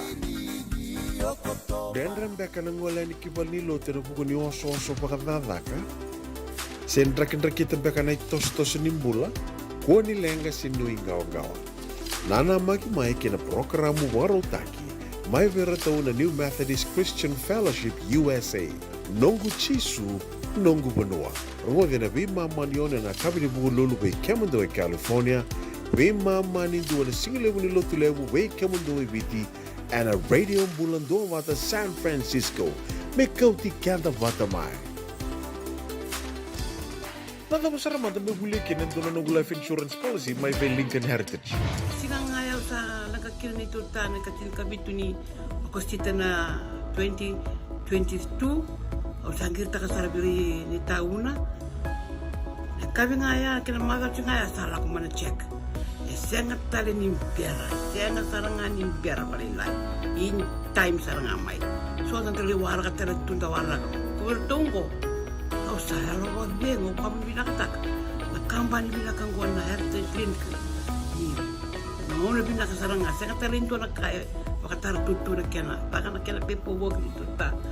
Kami so mi, nakilaw kena tuimir na vavaka. Iseng tubi kena ilabul liwaya. Minta samu kina kisi na mani marong kina ngona mojuri paling bula kaki ve kab takabando na insuang. Baya sarangan na muna. The Lincoln Heritage Life Insurance dondo nga so muna claim na lomi ni rusang bulu ka banewa. Kaya sa ruwan ang baki o tinapulsing gaya na lenga, di ko na beba siya waray. Dawi mati sa siya nga. Raw-raw sarang na baka leo fo mo na telefoni. Text mai kina mas seva walu-walu bandua tolu-tolu walu lima na kena itutu kumatelalay. Ai, kemundo bakando tunga may viti. Sa baka matalaw na naman daw kovati.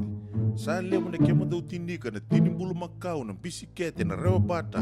Red cow, wupo. Dasaku si masarangan na ikatungo. Gamay tutala na kenuribon na kenambele. Pai, karek. Daw wali-wali may we. Uy, doon sa ito yung nikila. Kito bulbuli nga may na maulimat. Tok nga ko Santa Rosa. May we? Na maulimat, wele. Daw ko na nanda business ng ngonit daw kay Amerika. Daw ko sa may. Daw may wali-wali na maulimat. 4525 Montgomery Drive, Suite 2 and 3, Santa Rosa, California. Radio Bulando Vata, me kauti kenda vata mai. Mai San Francisco ki bura-bura. Sema mai ngai wase yani.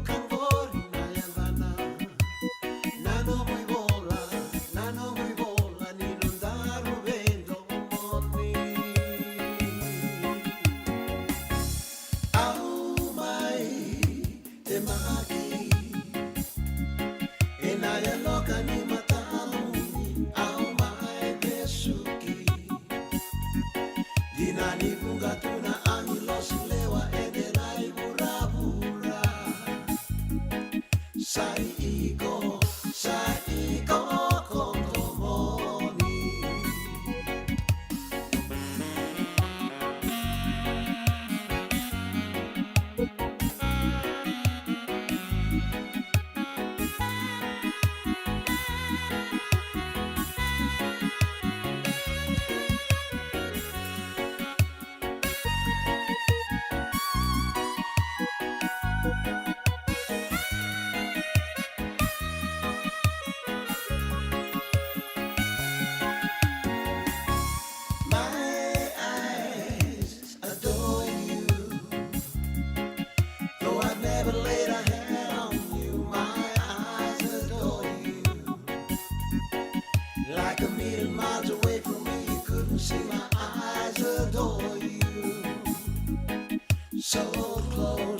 so close and yet so far.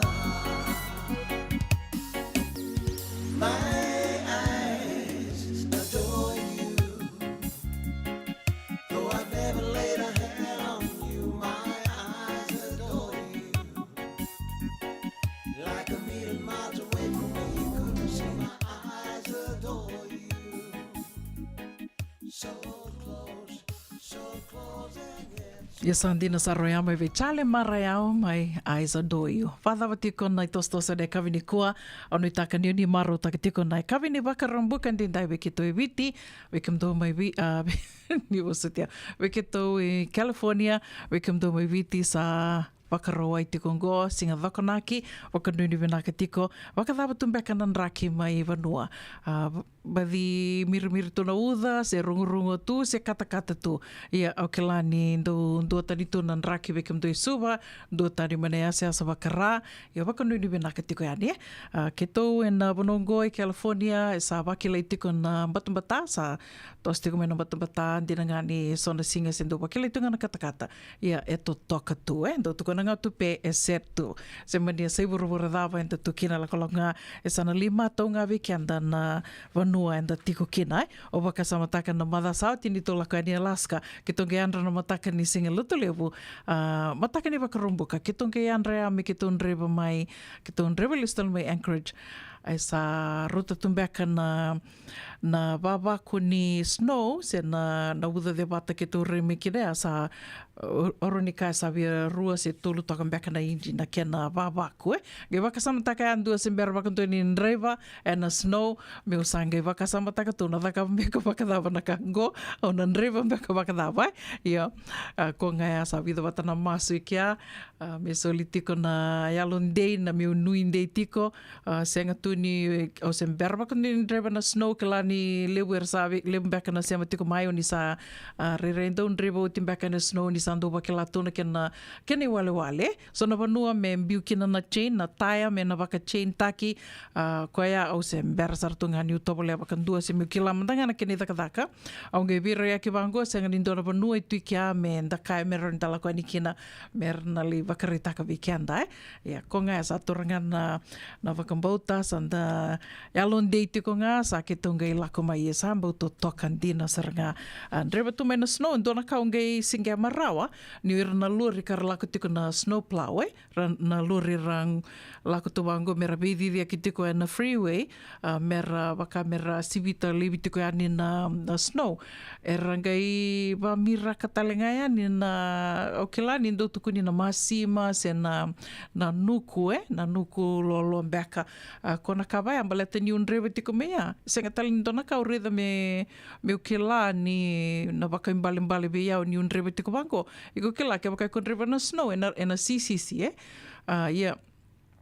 Na motoka ki tōn rewa taka tiko dua ngana RAV4, kena balik kila senga so tininda kai me na kena taia me bimbi se na taia lelebu kon donga na refo koe ki tongi ndreba tik mai oba kila ni waka me kila senga ni sisi na taia yanga na kaungi singa makina oi iran baka na slow plaura didi tingo tiko talanga na kai baka mire ki tiko ani nguni sala meroni dan reba tiko kina me koni sisi na taia ya totoka tunan raki se burbura dava enda tukina se burbura dava ni se amatu me kina au no itaka ni mbula bina katiko ni tosa bina katiko na kena ngarabi na bitabi so ngarabi tiko ni dan positive tunga do tuko na nganda na tabalingung na kango na tos nda tos tiki nango sa kanga ni mindset keep it positive and ni na kemani rakin rakita tumandanga nambula ona bakilani na senga sotini rakin rakita and tosa bina katu senga sotini ona bakilana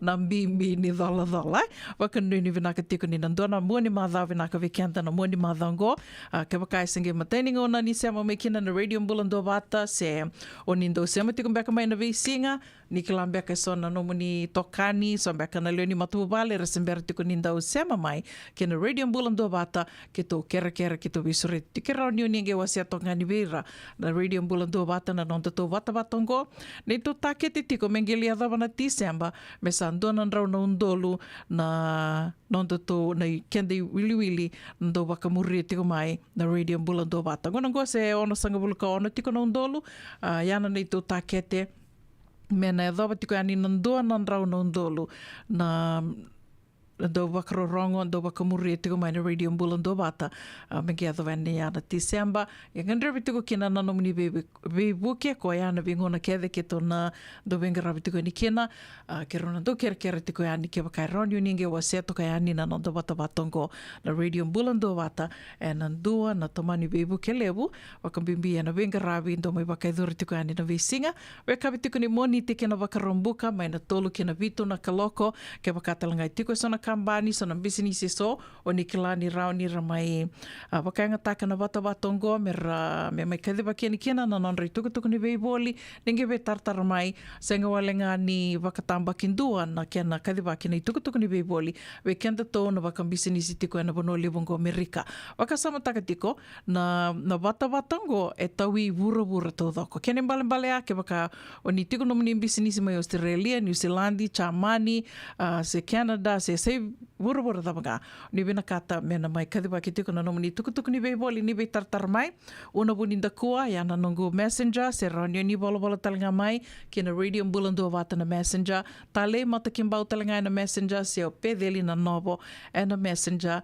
na rauni da tona be tala no kina me mai kadhiba ki talanga na nomuni tuku ni beiboli ke bakau ni semberni subscribe yani kina YouTube channel au sureti kamni ni ke subscribe talanga ni kina na be poroka ramu kede sara be tala no kede sara ndo me bakai do ritiko na nonde wasini ngono bate na be kavi ni moni tiki na bakarombuka gendo limbiu tali tunga yani kino YouTube channel meroni raro kino bikomni kela ni oso kede tu senga ni ndua en dambe tiko en alomni vane au me bakarongo de tiko mai na radio mbulando vata ia sona programa endo mai rongo de tiko na radio mbulando vata sona vital no endo me bakai do ritiko koya kito sanga endo kuta tani mai ge me imbiu toka yani en nonde to YouTube channel o yana radio mbulando vata YouTube ke rani ni subscribe kina please share and a bebu ke talanga na buku ni bengarabi kana bakai durtiko yani sendo bakai durtiko yani and a visinga sami botongo tolu na miniti me vitu na kaloko na kavi bena kani bakarombo kan dendai au ni taka ni unia maro taka bata tiko mai ke au na nonde wasini gono vata na kavi ni kua au sana mai tatau tali tunga ke baka nuni bena kani nando na moni madha bena ka vikenda na moni madha ngo na numa tiko take time out for yourself ngole ani lakutu mandangando na baravi le tombali tondutu kaku mandana taliboni off mandana taliboni na wakilani nandua na mbula levu ona wakilai na singa katarava wakanuni bena katiko yani na monito kaningo una buninda kua dana gai mai verongo din domo tali tiko na kavini moniti me dova na ngono ya maroi tiko na mbula ni te wakadengo takomanda.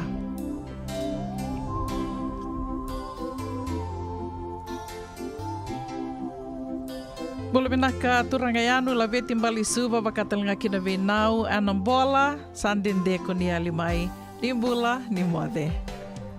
Anunumiko iko ya wama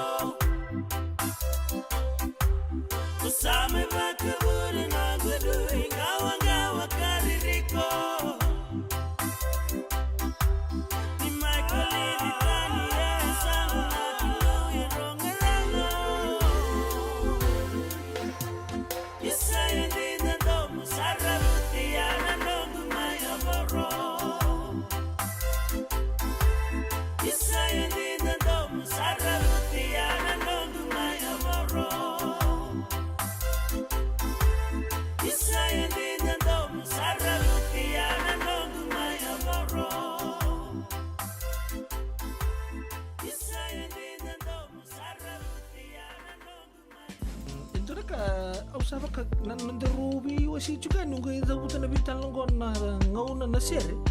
Sa dotu lang nga son to. Pakai lala ba suri nunggu ngabo ka boka. Bata pa kani sabo lang dito mo nando dito ka. No bitang ni sing lalo to to sunan tangka boka. So ba go sini naket lalo tal ngabo. Ni sambul binaka. Sama mai kawasean in a radio bulando mata San Francisco. Darungodi na tolu kina bito na kloka na kama ni moniti kina borobuka bei kema da way Amerika. Dini kina ruona kloka na singale muni tusi di kina borowai bei kema da way biti. Radio bulando mata San Francisco.